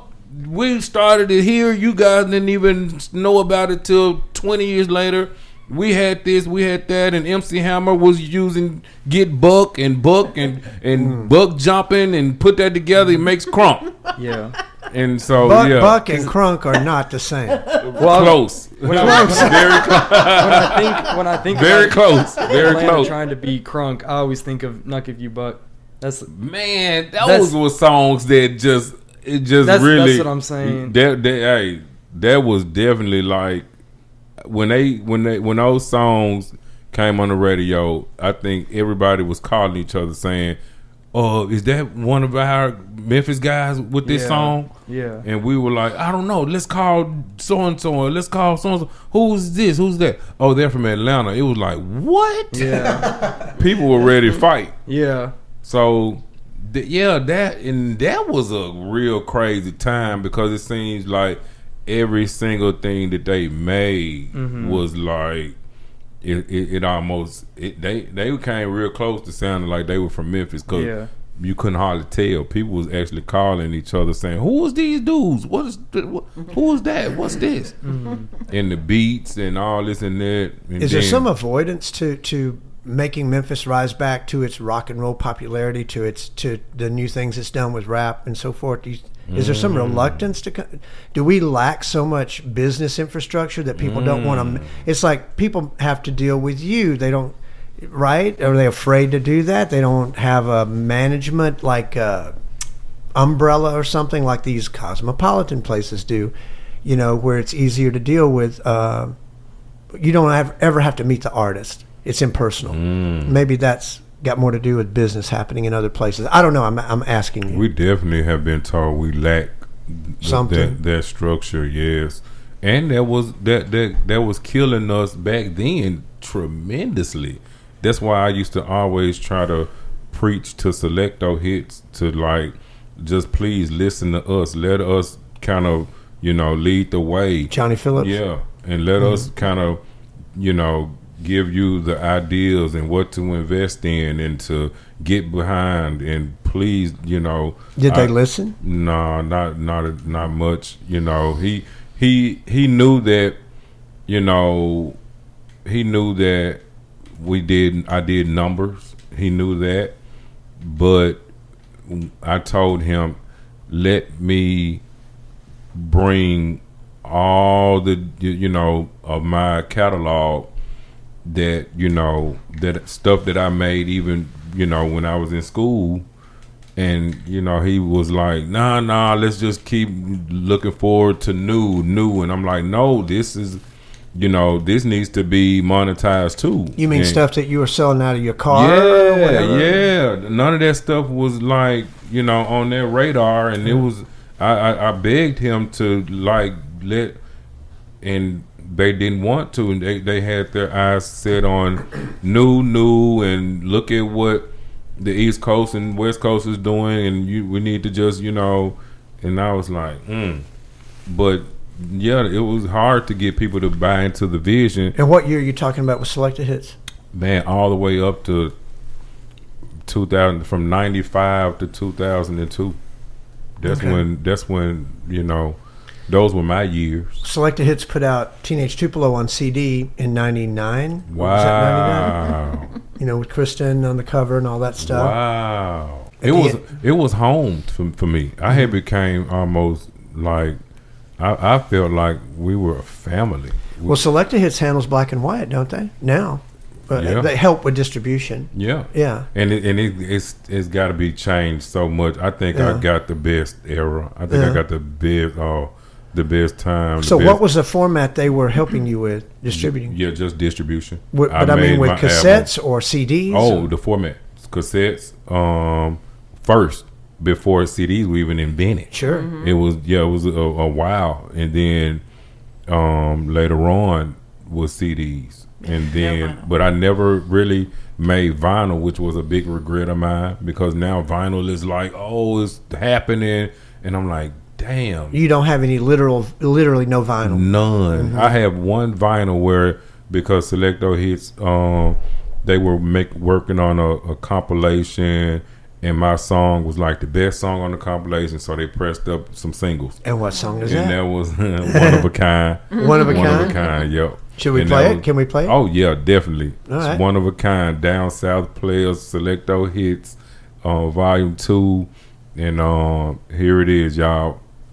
Memphis motherfucker, they the fucked up now. 3, Tommy Wright the 3rd. Ain't no the return of Droopy Drew Dog, the Bella, 50 man, what you say? Ain't no nigga like a Riverside nigga, cause a Riverside nigga on the grind. I said ain't no nigga like a Castaigne nigga, cause a Castaigne nigga.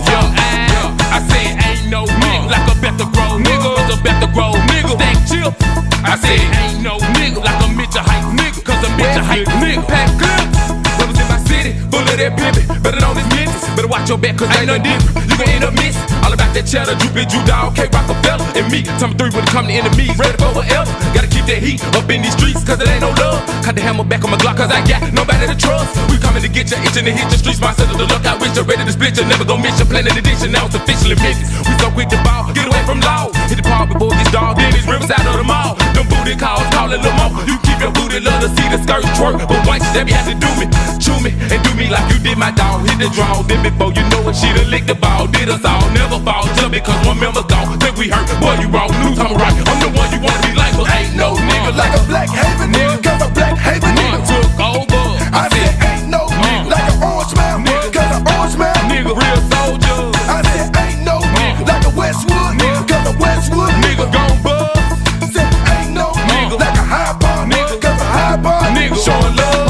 I'm just a mortal, trapped in the world of stars, and it depends on my game if I make it far. You see bitches hating me, and niggas betray. See, I never had a friend even in elementary. I ain't seen penitentiary, so I'm X to the T.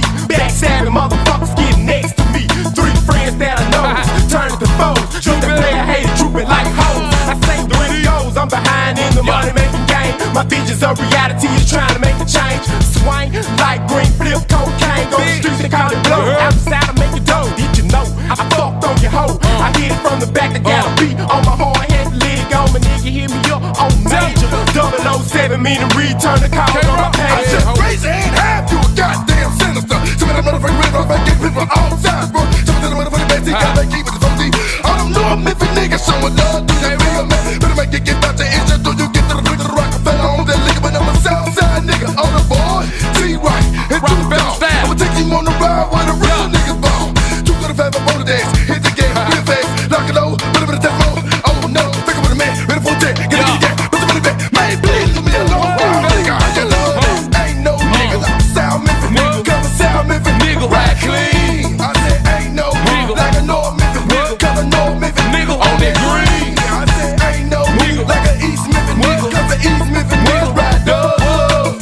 Ain't no nigga like a West Memphis nigga, cause a West Memphis nigga came up. Ain't no nigga like a real nigga, motherfucker. Ain't no motherfucking nigga like a East Coast nigga. I ain't forgot about you. My mama told me she said to be my best revenge. Putting it down with nigga T3. K motherfucking Rockefeller. Droopy motherfucking Drew Dog. Bitch. Ain't no motherfucking nigga like a West Coast nigga. Ain't no motherfucking nigga like a Midwest nigga. Ain't no motherfucking nigga like a down south nigga. I said ain't no motherfucking nigga like a East Coast nigga. Ain't no motherfucking nigga like a West Coast nigga. Ain't no motherfucking nigga like a Midwest nigga. Ain't no motherfucking nigga like a down south nigga. Ain't no motherfucking nigga like a East Coast. Ain't no motherfucking nigga like a West Coast nigga. Ain't no motherfucking nigga like a street smart nigga. You've worked with Lil B before, right? Lil B. Oh, because boy. And it reminded me because you said "Birth of Rap" earlier, and that's one of his songs. Did I say that? Yeah. I just wanted to ask you about that because I don't know too much about that, but I think it's kind of funny because you're like a godfather of the whole Memphis horrorcore thing, and Lil B is definitely one of those godfathers of SoundCloud, of that SoundCloud era, which is like what Lil Uzi, Cardi, those names came from. Damn, and he was making noise. I respected him a lot, and I never thought I would work with him, but he definitely was he was real like big on Memphis. He was into my music, and so I just wanted to make it happen. And when I was out there, I think to do a concert in Oakland, and then I actually thought I would be meeting A$AP Rocky. Oh yeah, he had a concert too, and so he's close with Lil B. Yep. Mm-hmm. So, somebody hooked us up, made the studio happen. I'm like, all right, man, I'm out here. Let me go over here and finally meet the famous Little B, the guy that man, just breaks all the rules, does his own music, sounds how he wants to sound, doesn't try to sound like anybody else, writes his stuff how he wants to do it. I think he was independent.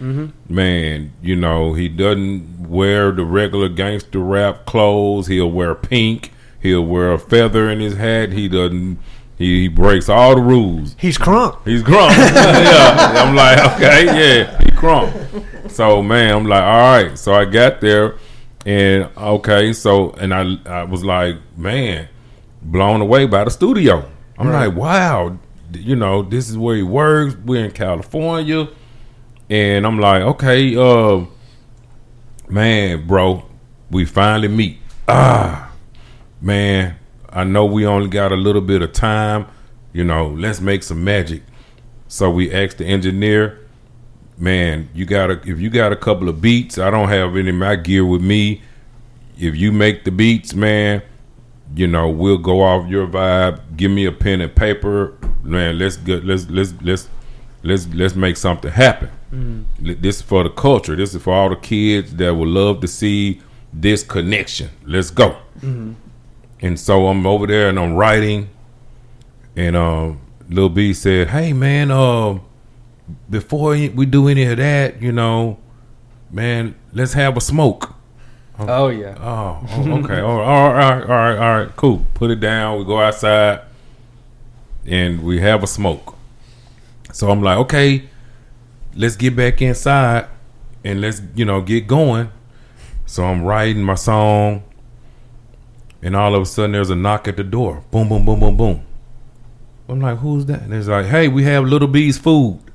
I'm like, what? Food? What? He's like, yeah, hold up, everybody. You tell me you want any of this? I'm like, what is that? I was working on my song. Oh, man, this is Indian salad with the meat. And he gives me a piece of meat. I'm like, okay, all right, yeah. All right, hurry up so we can finish the song.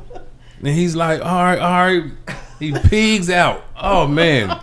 I'm over there just writing and listening to tunes and everything, and then after that I'm like, man, you ready? You done? He's like, yeah, I'm going to the bathroom. I'm like, B, when you gonna? So he comes back from the bathroom, and I'm like, you got your paper, you got your pen, you got everything. All right. So what are we going to talk about, man? You want to talk about, man, Crunk? You want to talk about what? And he's like, oh, okay, man, let me think. And he's writing. Yeah, he uses his phone. Yeah. Because a lot of people don't write like I do. A lot of people use their phone or they freestyle. Now they just go off the top of their head and just start over 100 times. Sometimes people do that now. So he was in his phone, and I'm like, man, he must, be really coming up with something. So I walked to the bathroom, and I came back, But when I looked over his shoulder, he was on Facebook. I said, B, are you on social media? What? And he was like, oh, yeah, man, I was just looking at something, man. I'm like, what about the song? And so he didn't. I said, well, okay, I got my part. Mm-hmm. And what we'll do is, let's just make it short. That way we could get it something done. And then all of a sudden the engineer says, wait a minute, y'all's time is up. Oh. I said, what? Oh, what do you mean? He's like, well, I need to get paid. I said, my manager already paid. Well, Little B, you hadn't paid. I said, we're gonna do this now? So he's like, yep. And Lil B said, oh, you have to just talk to my manager, and my manager should have this taken care of. I'm like, well, look, sir, I'll just give you the money myself so we could just get some progress going and just, don't worry about it. He's like, yeah, my manager will pay for it, da-da-da-da-da. And I'm like, I thought all that was already finished, Lil B. So, I pay the guy, and then the engineer's like, well, I'm going to let somebody else take over. I'm leaving. I'm like, what? He leaves. Somebody else comes to take over. And then I think Little B needed another break. And he had to take a call. At this point, you're like, what does a B stand for? Break? Bathroom? Hey, B, you know I ain't lying. You know I ain't lying. B, I'm telling you. So I told the guy, look, let me do my part. Because I did have a couple of other obligations. Right. I got a couple things to do. So I go in the studio. You got a plane waiting on you. Yeah, I already got something to do. So I go in the studio, I do my part, and I finish it. And B's like cheering, yeah, man, that's it. And I'm like, okay, you got your part? Nah, not yet. I said, well, okay, well, B, my ride's outside. I'm gonna get out of here, and I'll just, and man, hopefully, yeah. He said, man, Tommy, you know what, man, we got a couple of other beats here, and you did so good. Maybe you would like to sign with me and make you a couple of more songs while you're here. I said, what? I said, B, I basically have my own label too, just like you.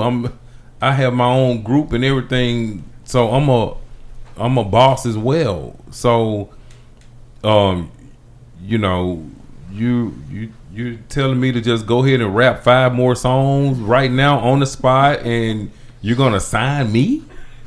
No. I'm like, we're here to do a song for the kids, and let's, all right, no, okay, don't worry about it. And I just said, okay, will you finish the song later? He's like, yeah. And I went ahead and left, and then like a year later, B finally finished his part. Wow. And he sent it. He let me hear it. He put it on his album, and I was like, okay, I wish we could have did it together, but. Were you happy with it?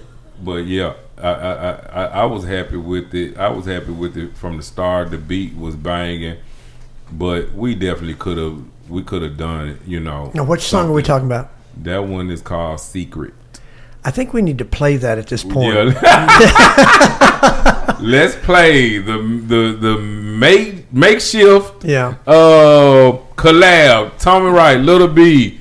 Man, can you keep a secret?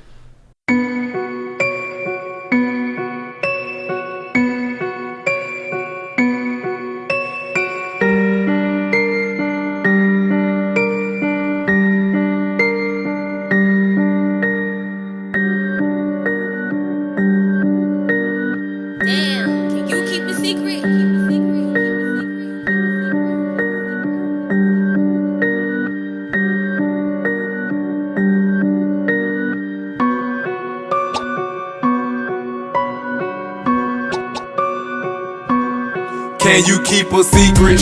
Can you keep a secret? Being real has to be up in you, I can't teach it.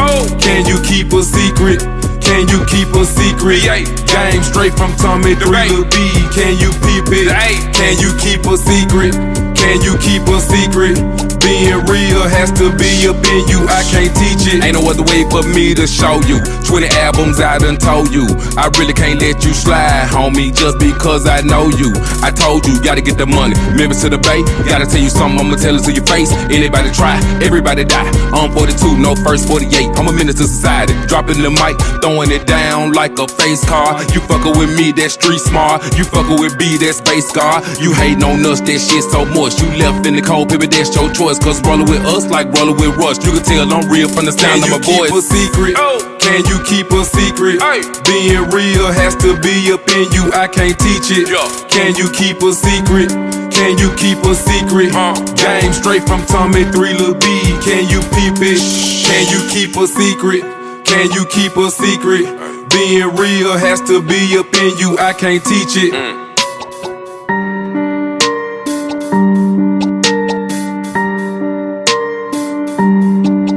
Hey, shout out Tommy, right the third. I know Lil B, I'm a fucking nerd. I know Lil B, we going absurd. Lil B, my friend, he's a nerd. I don't give a fuck about no bitches. I don't give a fuck about no niggas. Fucking all these bitches. Pick it up. I don't give a fuck about these punk ass hoes. Bitch sucking dick. Put the money up in the nose. I don't give a fuck, we on the flow. $1 million, that's a fucking show. 150, that's a fucking show.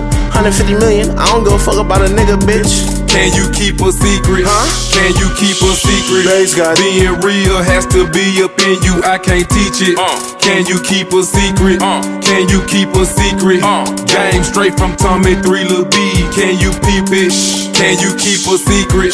Can you keep a secret? Being real has to be up in you, I can't teach it. That's between me and you. Wake up, cake up. Me and wake up, cake up. Wake up, you better take cake heed. Up. Wake up, Tommy 3. Wake up, cake up. Wake up, cake up. Wake up, cake up. Wake up, cake up. Wake up. You know what it is, Mike? Wake up, cake up. Wake up, cake up. I done told you, cake up.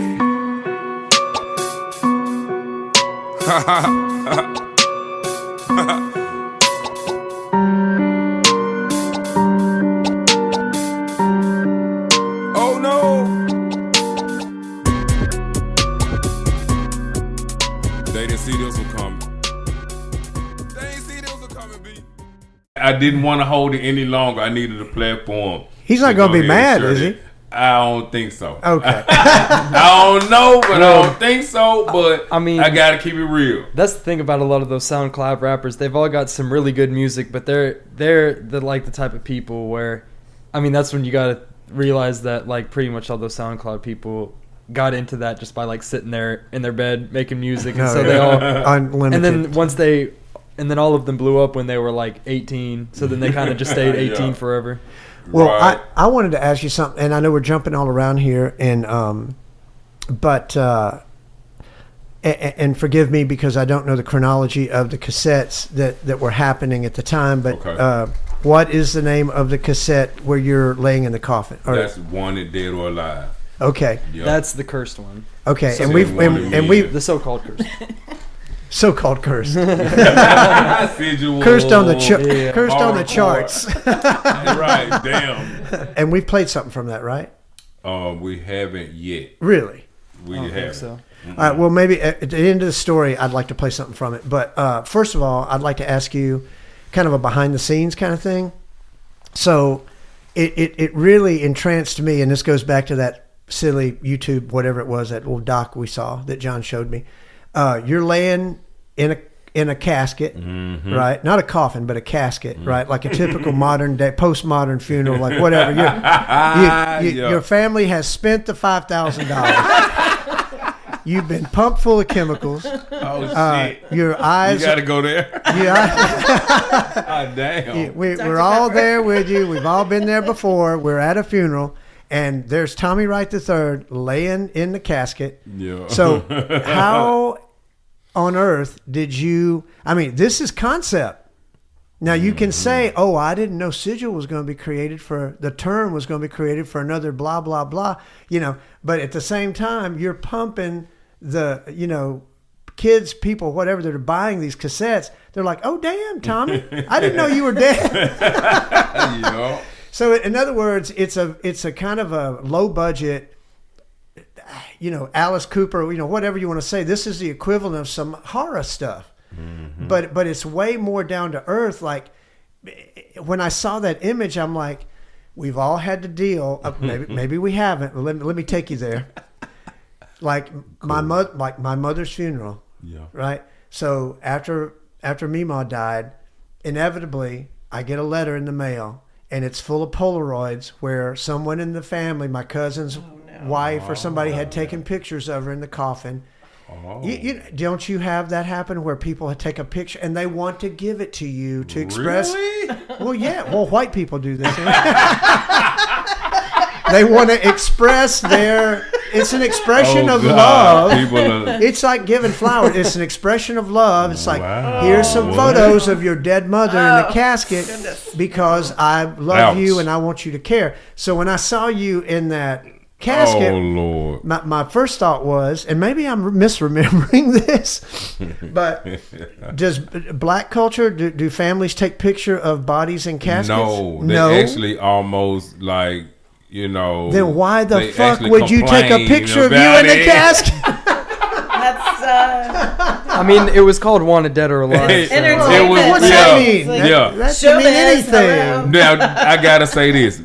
That picture was before it was so much complaining about taking pictures or did somebody complain about the in other words, what I'm asking? No, but okay. Now, but I know now, like recently, more like recently and more after that, or that's when I just noticed that people would say, "Hey, you don't take a picture, no pictures in the funeral."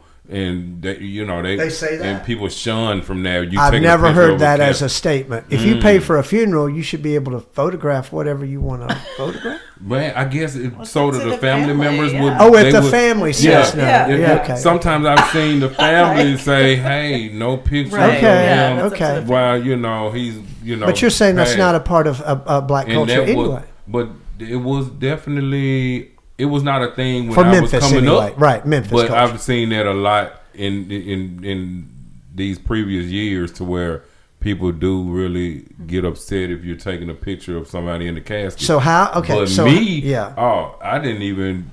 It wasn't even a thought. Like he said, it was my album's called "Wanted Dead or Alive." I was going through a lot of shit. What year was this? This was 94.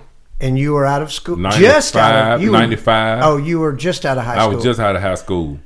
What made you conceive of that cover photo image? Man, death threats. From the same groups from the high school? Yep, and shit like that. Being in a lot of beefs. And because I was thinking, now I'm thinking. Going to war with guys.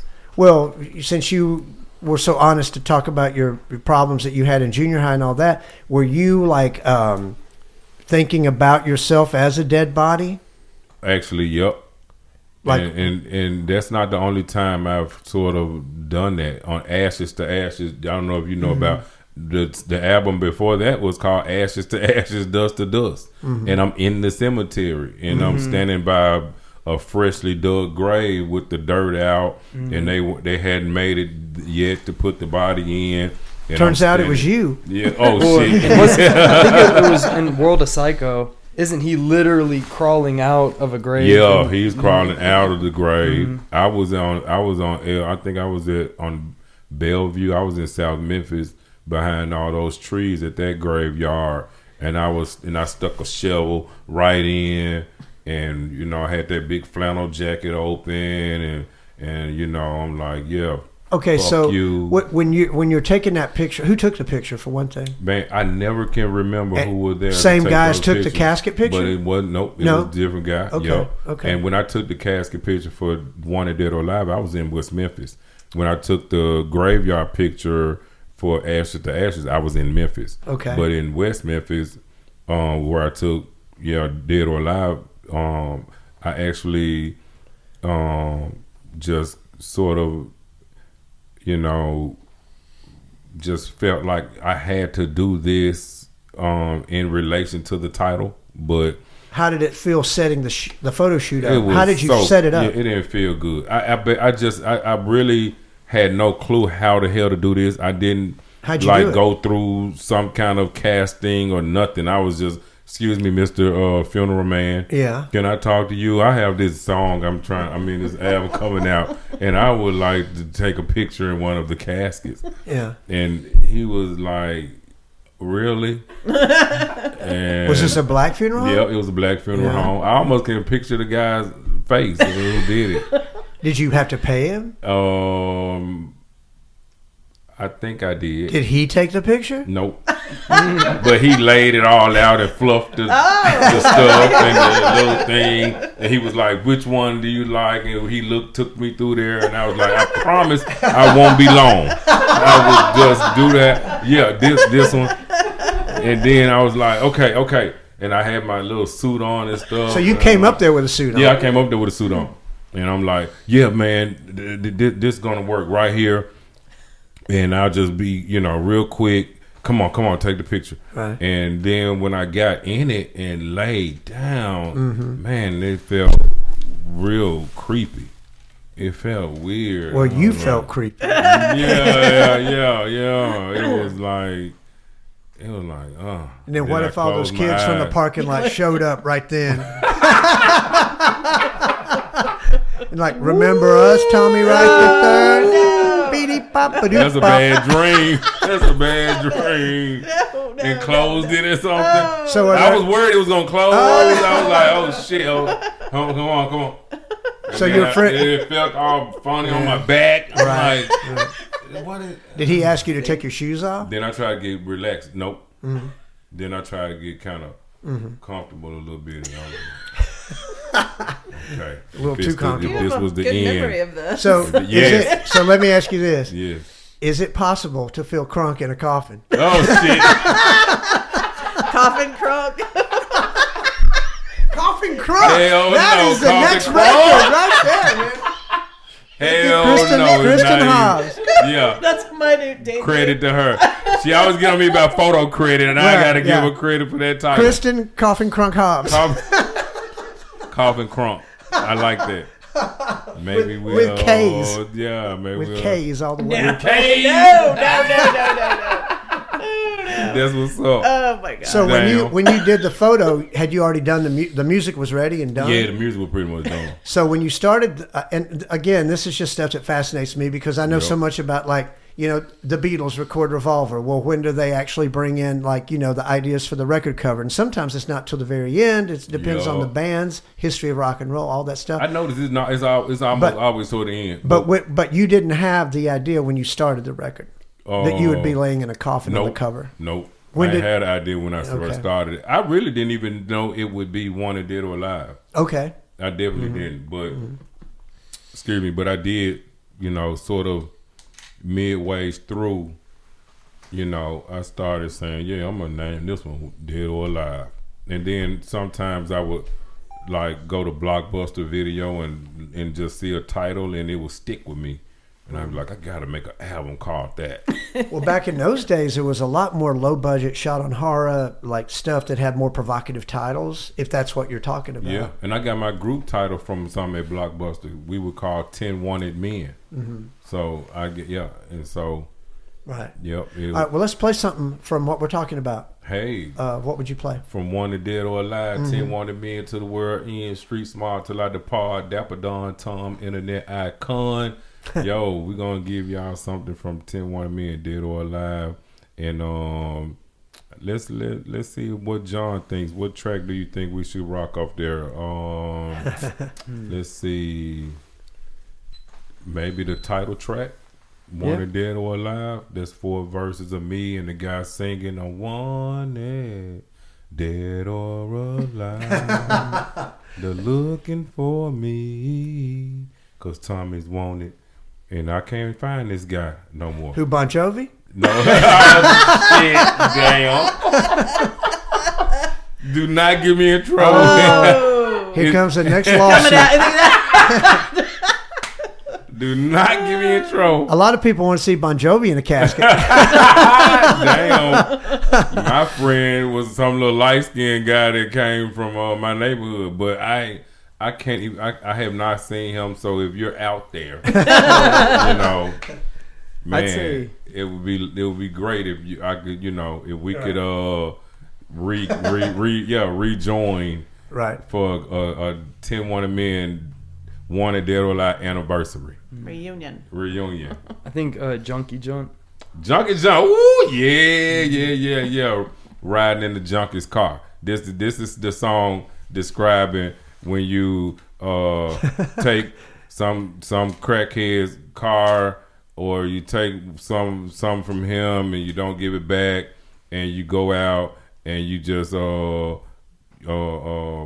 ride it till the wheels fall off. Here it is, Junkie Junt, Dead or Alive. Peace. Ballin' in the junkie junt, riding in that junkie shit. Ballin' in the junkie junt, riding in that junkie shit.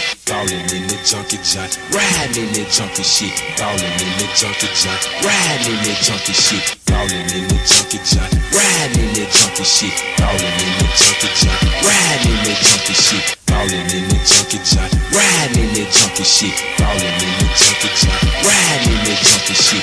On my block, selling rocks, handful, take your pick. You ain't got no money, give me your car so I can ball it, bitch. White boy field, where you at? Junkie Junt station, wagon finna fall apart. Radio gone, no earn, no heat. 10 1 men wanna ride deep through the park. I'll be back, no I be lying. Crackheads be dumb as fuck. Jumped in the junkie jump, follow real fast. Junkie got scared when I mashed the gas. Paranoid, scared as fuck. Don't know what to expect from T. Shouldn't have pawned your shit out to this lunatic from FCP.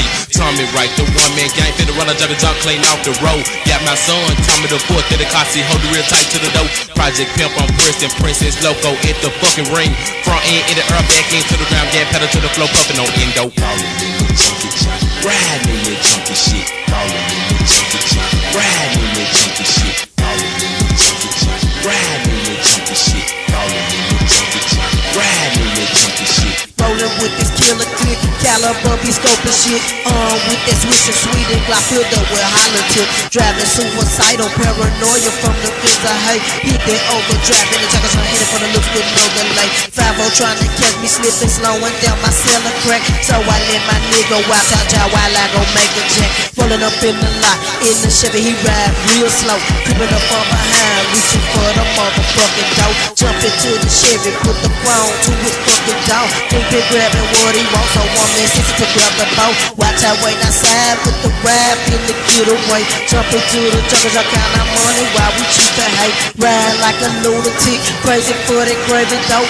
Undercover, making bitches buckle. Time to die, ho. Going through the motion, rolling blood dried out from black to chick. Undercover, about my hustle while I'm ballin' in that junkie shit. Junkie Junt, pistol grip, ballin', flexing on the mob. Scope these niggas that I can stain. Fuck that shit, this ain't my car. Got this jump from white boy field. Talk about bringing back laid on. Bitch, you got me fucked up. I gave you a damn rock. I be dodging home. Back up on my mission. Cock my pistol. Scoop my nigga Tim. Just before the dash, my nigga Tony was in the back of him. Caught them bitches slipping. When I seen them, I just started laughing. Something bitch, I'm peeling my nigga. Hanging up at the station wagon. Nothing but them spots. They seen the wagon. Then they got them down. Shooting them in their back. I'm booking them bitches while they on the ground. Finally, I made it back to the hood. White boy field was mad as fuck. Slap that bitch. Told me gon' head on, I'm dogging all these junkie junk. Ballin' in the junkie junt, riding in that junkie shit. Ballin' in the junkie junt, riding in that junkie shit. Ballin' in the junkie junt, riding in that junkie shit. Ballin' in the junkie junt, riding in that junkie shit. Ballin' in the junkie junt, riding in that junkie shit. Ballin' in the junkie junt, riding in that junkie shit. Ballin' in the junkie junt, riding in that junkie shit. Ballin' in the junkie junt, riding in that junkie shit. Ballin' in the junkie junt, riding in that junkie shit. Ballin' in the junkie junt, riding in that junkie shit. Ballin' in the junkie junt, riding in that junkie shit. Ballin' in the junkie junt, riding in that junkie shit. Dub bitch, bring it on, ho. Think you can fuck with me, T. Cocking that 45 glass to your face. Leaving these niggas that hit in the street. Junkie truck, falling out. Do a silent while I down. Count up the river, they giving me blink. Backing on a city tramp. CHO, they so thick. Capping one of these MJ boys. Scoping and peeping the nigga those legs. Creeping and crawling in the grass. 3 for the city, still no south. Pointing to your fucking face. Strap down, dripping blood. Bombs tied from your waist. Whooping and Holding these sucker ass niggas that wanna play Matty, I like the dope. Taking these niggas out to them woods, ballin' in a junkie truck. Snow white dope, junkie smoke, got a mess and full McT. Prancer hit me on the home and wanna punish, manifest sleep. Smoking and drinking, complaining, but down by my hustle when the Matty down in the track. Don't else from booming them pills, got a nigga pockets fat. Matty down, 10 1 a million, 4 on the click. We so thick, you rap when you in the things, dogging all these junkie shit. I'm pretty sure it's in that doc I brought up earlier. When people hear Four Corners, they think about Crossroads, and then that kind of goes into the whole Robert Johnson making a deal with the devil thing in Mississippi. Get out of here, really? And, is this new to you? Yep. So people kind that of part. Yeah, and so I was gonna ask you just about like how that was, because I was assuming that when y'all, I mean, with how like you've kind of been mentioning a lot of the stuff we've talked about, when you decided Four Corners was the name, you was not thinking Robert Johnson and the Crossroads meeting the devil, 27 Club, all that. Not at all. Mm-hmm. Basically, I never had heard of that. I sort of heard people mix us up with like some kind of other gang that that had a Four Corners in the Crips or the Bloods or one of those. So and I hated to be sort of tied in with them, but no, it was just our neighborhood. And the name really kind of came from the way that the cops would describe our area when I used to have to do community service at the police station, washing cars and cleaning up paper. So that's what they would describe our neighborhood as. And so we basically took that and ran with it. I never heard of the other references though, and then I was so young, I wasn't even real in tune with the other people that were using that same name at all, and so I would say it on the albums and make it very clear, we no Bloods, we're not Crips, we're mostly pimps. And I would just put it on there, and that's when I would try to distinguish us from them, and try to separate the two. But and then we would add all kind of stuff in there, Four Corners Pimpin'Ville and FCP and stuff like that. So no, we were a neighborhood thing, and you could find it tagged on a whole lot of our stores, behind our corner stores, grocery stores. Some of the homies still got tattoos, shirts. Man, it was a thing. I was really, really just trying to find an identity, because it just felt like we were from a section that was just kind of was not on the map. And I was kind of teed off about it, so I was like, man, we're gonna get on the map this way. And what exact part of Memphis you talking about? Right there near like Jeter, Chevy Drive, Tulane, Fairley, and Horn Lake. Okay. And New Park Cemetery and that area right there. Is New Park where you took the Ashes to Ashes photo? No. How'd you do that? I took the Ashes to Ashes photo closer toward Hamilton. But you did that in someone's yard. You didn't go to a cemetery. I was in the cemetery. Seriously? Yeah. You dug a hole in the cemetery? No, it was already dug. It was there. Yeah, it was already dug. Somebody was waiting. Somebody was about they're to standing come back in. there go, excuse me. Yeah, somebody was about to bring a family. And I just sort of, Were you on the lookout, location scouting for an empty grave? Yep. And I ended up having to recreate that just recently with this big DJ named Diplo. He came to town, sent his crew here, and he said, I want to recreate that. So I put on the same outfit. We went to Bass Pro, bought it all, the skull cap I had on. Bass Pro. And ran all the way down. and went to Elmwood this time. Elmwood Cemetery. Wait, they had an empty grave at Elmwood? And then we basically kind of this wasn't an empty grave.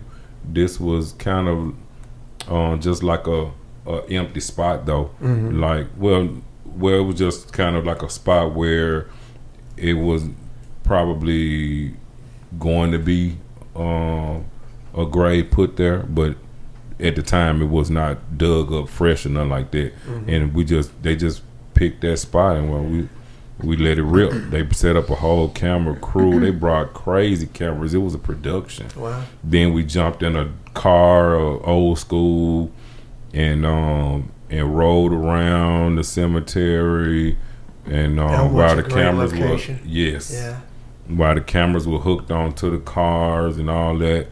So it must have really.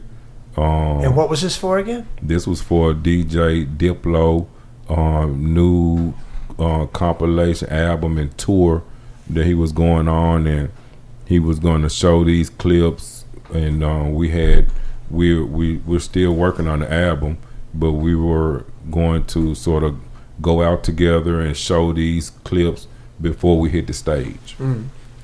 Did y'all listen to blues music? Is blues music completely lost in young kids' rap communities, especially like even in the 90s moving forward? Does anyone listen to Howlin' Wolf, Muddy Waters? I didn't know them until the movies came, until those recreations came out, and then I fell in love with them. Mm-hmm. But nope. But I did get a lot of the basic. Yeah, I did get a lot of the basic blues, and not even a lot of stacks. You know, right? But it was, some of the blues that my aunt or my uncles would play, and I was in tune with it. I was definitely kind of versed in that. Like, did you know the difference between hill country versus delta and all that stuff? Like, not at all. Not at that point. Not at all. Mm-hmm. I still don't. Yeah. Yeah. Heck no. No, I'm not. I didn't. But and I didn't know, if this person was from Indianola or he was from here or he was from there. He was from there. Right. Not at all.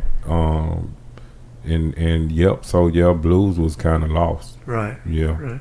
Sadly. But yet the symbolism of it is so similar to rap music, as far as School Me. Yeah. Dying young and well, I mean, do it yourself. Die young, and Robert Johnson is the original 27 Club guy. Oh, really? Yeah.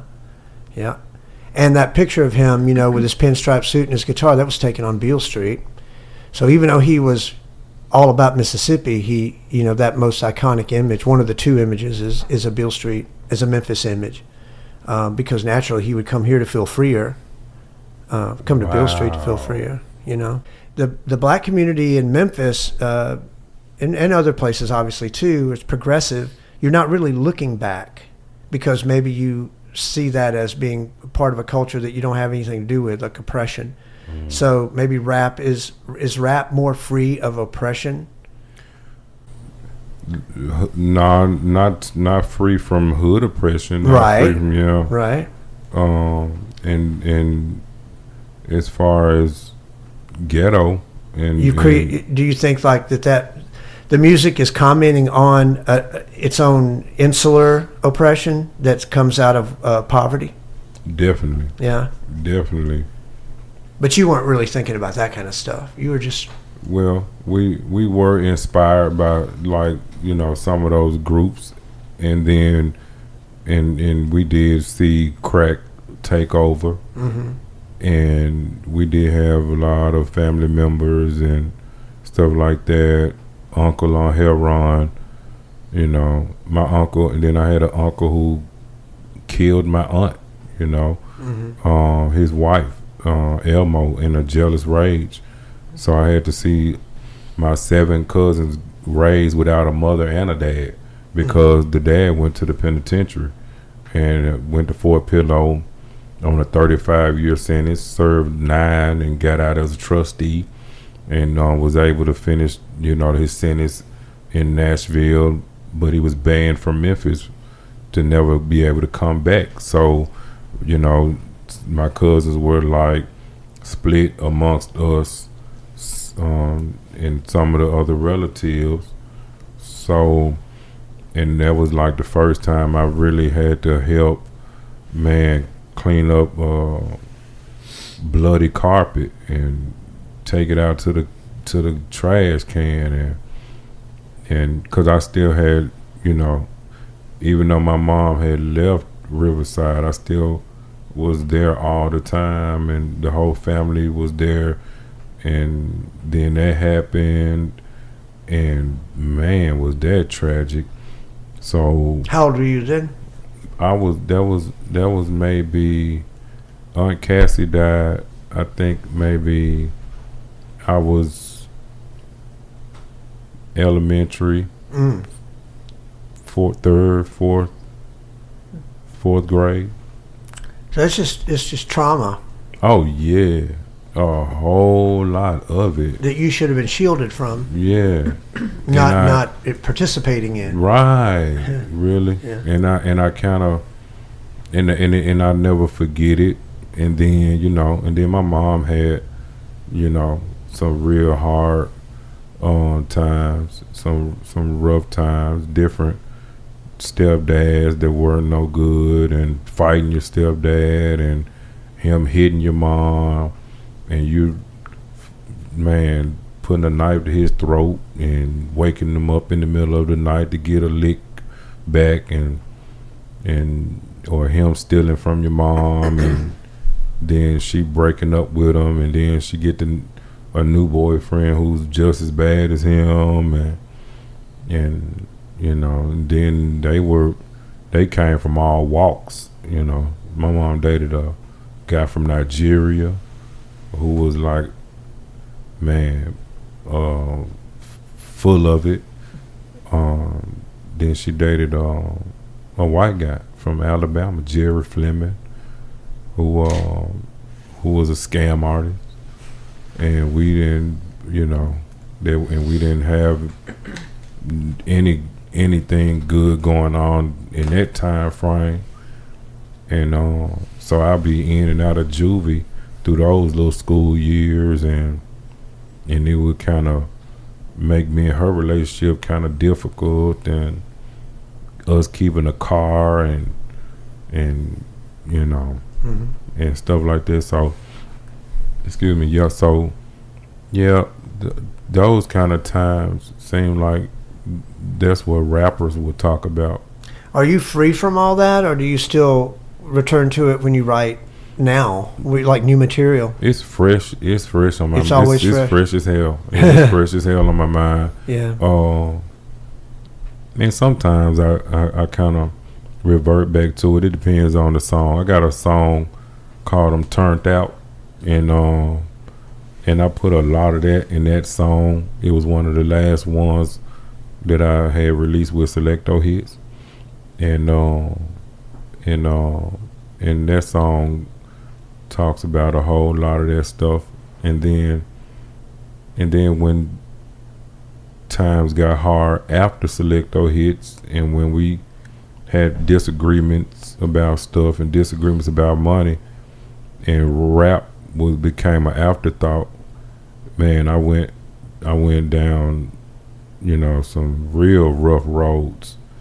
And so jail was like a revolving door. So it's like I always got some material from somewhere, because I've never made enough songs to talk about all the shit that has happened, selling drugs and getting counterfeit money, and chasing somebody down to get my drugs back. So yeah, living in hotels and this and that, and people saying, "Hey man, why did you stop rapping? The internet, there's a new thing called the internet, and you're all over it." And you're like, "What?" Whatever. And so, man, you kind of, is no shortage of material. No shortage of material. So what's going on lately? Lately, it seems like, man, you just got back from New York. Mm-hmm. Yeah. It seems like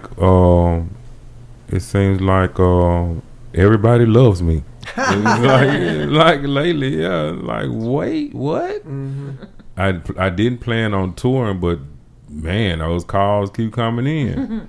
I wanted to stay in the studio because Beyonce introduced me to my new partnership and Sony Records, and they're waiting on me to just deliver, as far as distribution now. So, and that was through the sample with Princess Loco. Yeah, and that was basically the direction I was going in. So it's really, time to do a lot in the studio. So I'm gonna drop another project called Memphis for Life, and then I'm gonna go ahead and get Ash to Ashes back on the shelf, Dead or Alive back on the market. Bring out the vinyls. Yep, vinyls. Memphis Massacre, Running and Gunning, Going Undercover, Sinister Click, Running in the Wind. Coffin Crunk. I gotta make Coffin Crunk. Now to a song from Coffin Crunk. Here we go. Here's Coffin Crunk right now. Live. Just live. Just make it right now. Like, give him an acoustic guitar. You ever freestyled before? Yeah. I know a lot of people like to do No, that. we've already heard that story. That's a horror. There's your horror story. Oh boy. Well, look, let's go out on something. I don't even know what to pick because what's coming up though? What's coming up soon or because this might come out by the time really something. Yeah. Well, what's coming up? The Fest? The song I did in London, Memphis is. You've been all over the place lately. Mm-hmm. Real quick, talk about where you've been playing. Oh, we did 5 shows in Europe. Yeah. And that was Barcelona. Yeah. Shout out to Primavera. Okay. Yeah, Primavera Festival. Seems like one of the biggest festivals I've ever seen. I've never seen that many people in my life. Okay. And then London and Paris. Finally got to see Paris, man. Uh-huh. Oh, the Eiffel Tower. Oh, that's cool. Yeah. I think I saw the pictures. Yeah, bro. I have not posted half of the stuff that went on. I really haven't.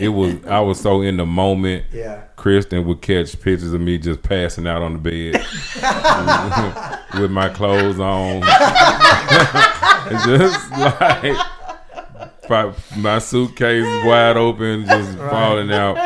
You have a lot of jet lag? Oh man. You know what? I'm actually like okay with all those big flights. I like flying into Paris and then we ride the train to London. That's a 2-hour. The train was the best. Yeah. The train is the best, and then we get there. Then you know what I'm saying, and then we did Manchester. Yeah. Manchester, what's up, everybody? Manchester. All I knew was Manchester United, but they were like, no, we're Manchester City. We're down the street from Manchester United. Yeah. So I had to. Morrissey was playing the night we were there. And Morrissey was playing. Yeah, everybody was walking by me. I was like, what's all these Morrissey T-shirts for? He's in America now. Oh, really? Yeah. Morrissey. Yeah. Hey, shout out to you. The night before Tommy played. Right. Yeah, and so then we came from there, and after I thought we were pretty much done, we had to double back to get on a lot of radio shows in London, the biggest radio show, NTS, and that was live. Yeah. Yeah. And man, then Rents Radio. What's up? Shout out to Rents Radio. And I think soon as we started, as soon as we headed back, they were calling us back again. They wanted to do Amsterdam, Paris again, and I guess Brussels, Switzerland. Yeah. And some of that was being part of my friend Lil Chat. She's got like a documentary, and they were showing it, and I wanted to be a part of that, and we made it a big deal. You see the movie, you get a show afterwards, and that was fun. Being in Paris was just insane because that museum, Bourse de Commerce, it was like the 16th Chapel or something. It was so huge. Did you go to the Louvre? I wanted to so bad. Yeah. I walked it, but you know, right when we didn't have time. Yeah, right when I started making plans for it, they started saying, "Hey, tickets are gone. You gotta set this stuff People up." got to see that Mona Lisa. Man, I wanted to see that Mona Lisa so badly. She's a rock star. Yes, very much so. Yeah. And then they started complaining at the Louvre. I think the workers went on strike the day I was leaving. Oh, really? They're like, we're tired of all these people coming to see Mona Lisa. I'm like, wait, not when I'm here. Wait. But they were getting striking, and we want to raise. And this, they saying the Louvre says 20,000. Yeah, you heard it. Yeah. 20,000 people are coming every hour. I'm like, what? When Mom, you know, and Hannah and I were there in 2005. Hannah was on my shoulders, and we went into the room there to see her, and it was like being in the presence of Jesus Christ. I mean, it was like a madcap kind of situation for a painting. I mean, you can't get close. You're not allowed to get close. No, and they're always changing and bulletproof glass and all this stuff. And they came over and said, "You cannot have the girl on your shoulders." and I'm like, okay. Well, that means she'll be down here and she'll be able to see anything. But anyway, it was a happening. You know, that whole. I remember that more than anything. I'm sure they move it because there's always somebody plotting to steal it. Probably. Yeah. Oh my God. But no, the different layers of glass and just all this kind of stuff, you know. I think recently climate activists came in there and like threw paint all over it. I heard about that. But there's glass over it. Yeah. So much for that. Man. Climate. Yeah, I think I heard about that. It's crazy. So what you're about to do something, can we play something new or you want to play? What do you want to play? Yes, I'll definitely let's go out big. Yes. All right. I would have said something off of Running and Gunning because we haven't covered that, and that's everybody's favorite album. It's like top 5 Memphis history voted by we can do that XXL magazine. Yeah. So you know, the song that probably is nice from there would be the title track Running and Gunning, and then I'll let you guys, man, let's go out with my song from the new album, title track as well, and it's called Memphis for Life. Thank y'all for having me. Let's do both songs. Let's do both songs, man. And hey, I hope y'all enjoy, and make sure you go get the album. Much love, Goner Fest. We on our way. Goner Fest. We'll try to get this out before Goner Fest. That'll be perfect, but I will not be mad at you at all. Well, talk about Halloween. Yeah, Halloween. Yes. We haven't it hasn't quite been announced, but by this time it will be. Right. And it's the Shangri-La Lo-Fi and Hi-Fi series that we've been doing.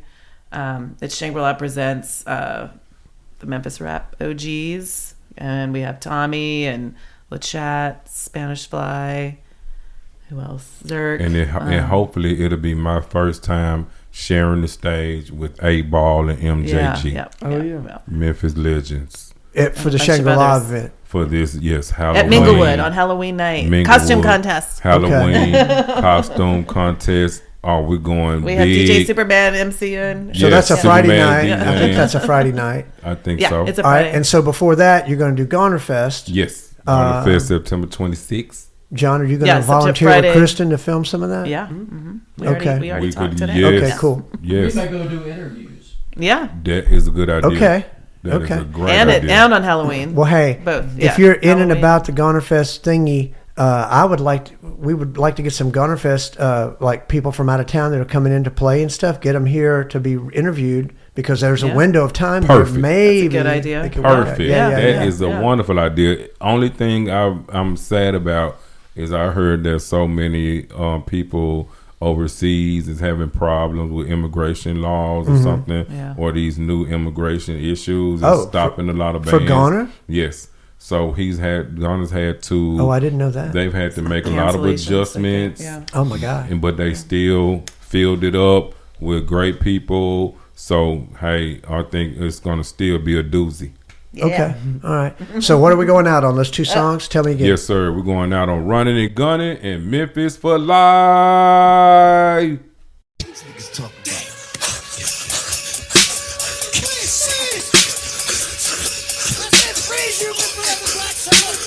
started out with 6 bullets, but I ended up with zip. Gave my Glock 17 to my roadie, cause it's fully loaded. Creeping, never sleeping, ducking and diving as I do my thing. Left my gang at the shack. Some of my niggas was left on the track. Booming dope, never soap. But them folks set up a raid. All them dealers dropped they dope and got my cousin caught that day. Now he's down in 201. Ain't no fun, had a gun, bought it rock. Plus he got charged for the shit they dropped. Knocks better known as cops in the ghetto. Yeah, the metro bitches got me fed up cause I think it was a setup. Anyway, I got no time to be trying to play Sherlock, so I got my Glock with 6 shells. Finna break them out of jail. Driving down the highway, man. Speed limit, shit at risk. Got off at the Union exit, eyes red cause I'm pissed. Scoping out them police cars, I ain't scared cause I'm hard. Smoking endo, thinking I got to get them off that 4th floor. Walked up to the door, broke out running past the checkout cop. Metal detector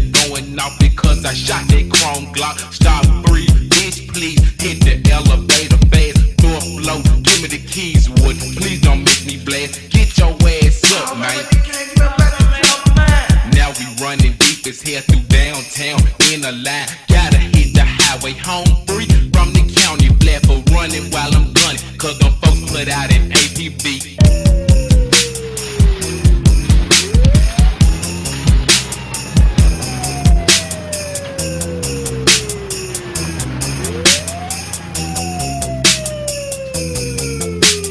Back up in the hoopty, but like always it wouldn't crank. So we jumped out with the jailbirds off into a bank. I don't want no money, all I need is one of these niggas' cars. I shot the damn security guard, jumped into his pickup while they stick up all the bank tellers. All the jailbirds jumped in the back with the money sets. Now I'm down to 4 bullets, but I had to use the book. Shot one of them convicts, found out he was 5'0". Threw my swords, ballin', trying to lead that bitch while everybody spit the cash. But I saw blue lights in river man, so I punched the gas, knowing I'm in trouble. Thoughts of giving up crossed my mind. They got our ass this time. MPD blocked off the street, but we jumped out of the truck, put a brick up on the gas and let the truck slam in that gas. Now everybody on foot through the wood, man. We had to break out running. Gave them niggas a hug, man, and said good luck, it's time for gunning.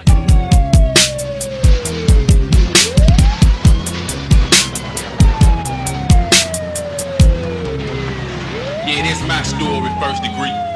Yeah, but tell them bitches how you be running and gunning, Marco. Jugging and dodging from them folks with my nigga Tommy Wright. Jumping them fences, hitting them ditches, trying to stay away from that light. Can't get caught, so I'm vamping fast, crawling through some tall grass. If them popos kiss my ass, they might try to put me in a body bag. Gripping the Glock, I can't stop till I reach my fucking block. If they yell, I freeze, I squeeze the trigger. One more cop got shot, hit the cut, duck and creek, trying to make it to the next street.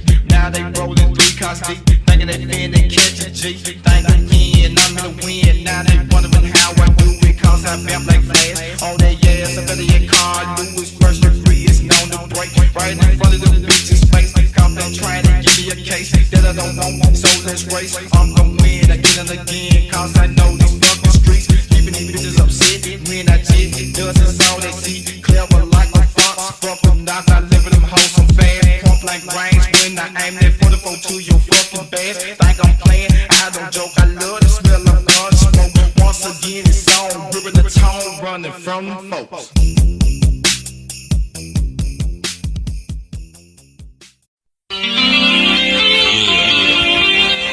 Tommy Wright,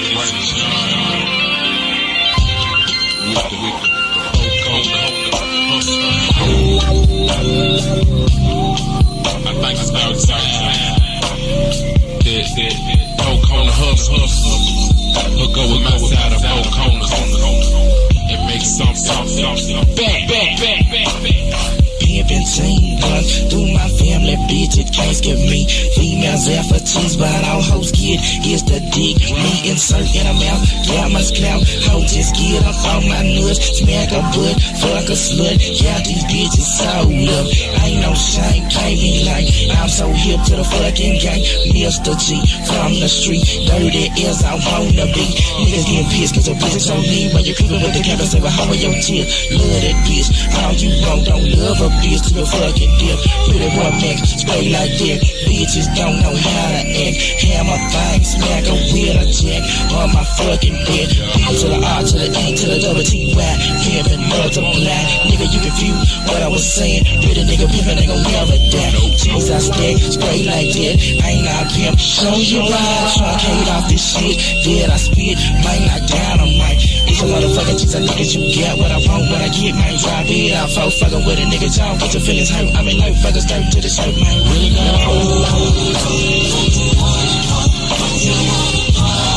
Don't you wanna go to Four Corners?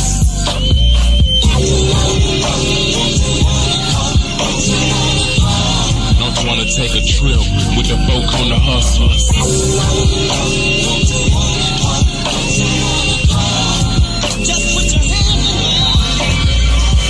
in a burner thing, down to C10, one in deep. Now we get what it takes, cause I'm part of the Four Corner family. Yeah, no love for them hoes, making them ends in all directions. Down to see, if I die, I'm going straight to dog heads and playboy in this pimpin' where my niggas rolling up a blunt. Staying high is a must, keeping a motherfucking blunt. Pimpin' these bitches and breaking them down when I'm high as hell, don't make me clown. Drinking on some Alizé and sipping on some fucking crown.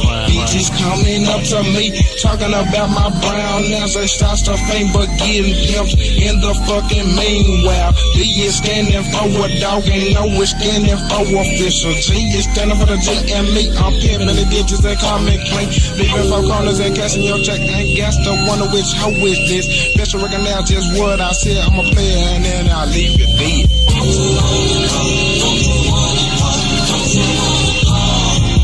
Don't you wanna go to those Four Corners?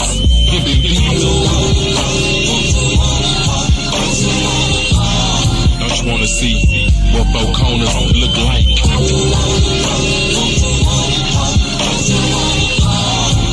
Don't you wanna go to Four Corner hustlers?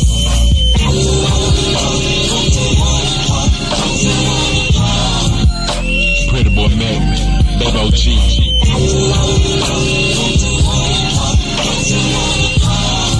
Just put your hand in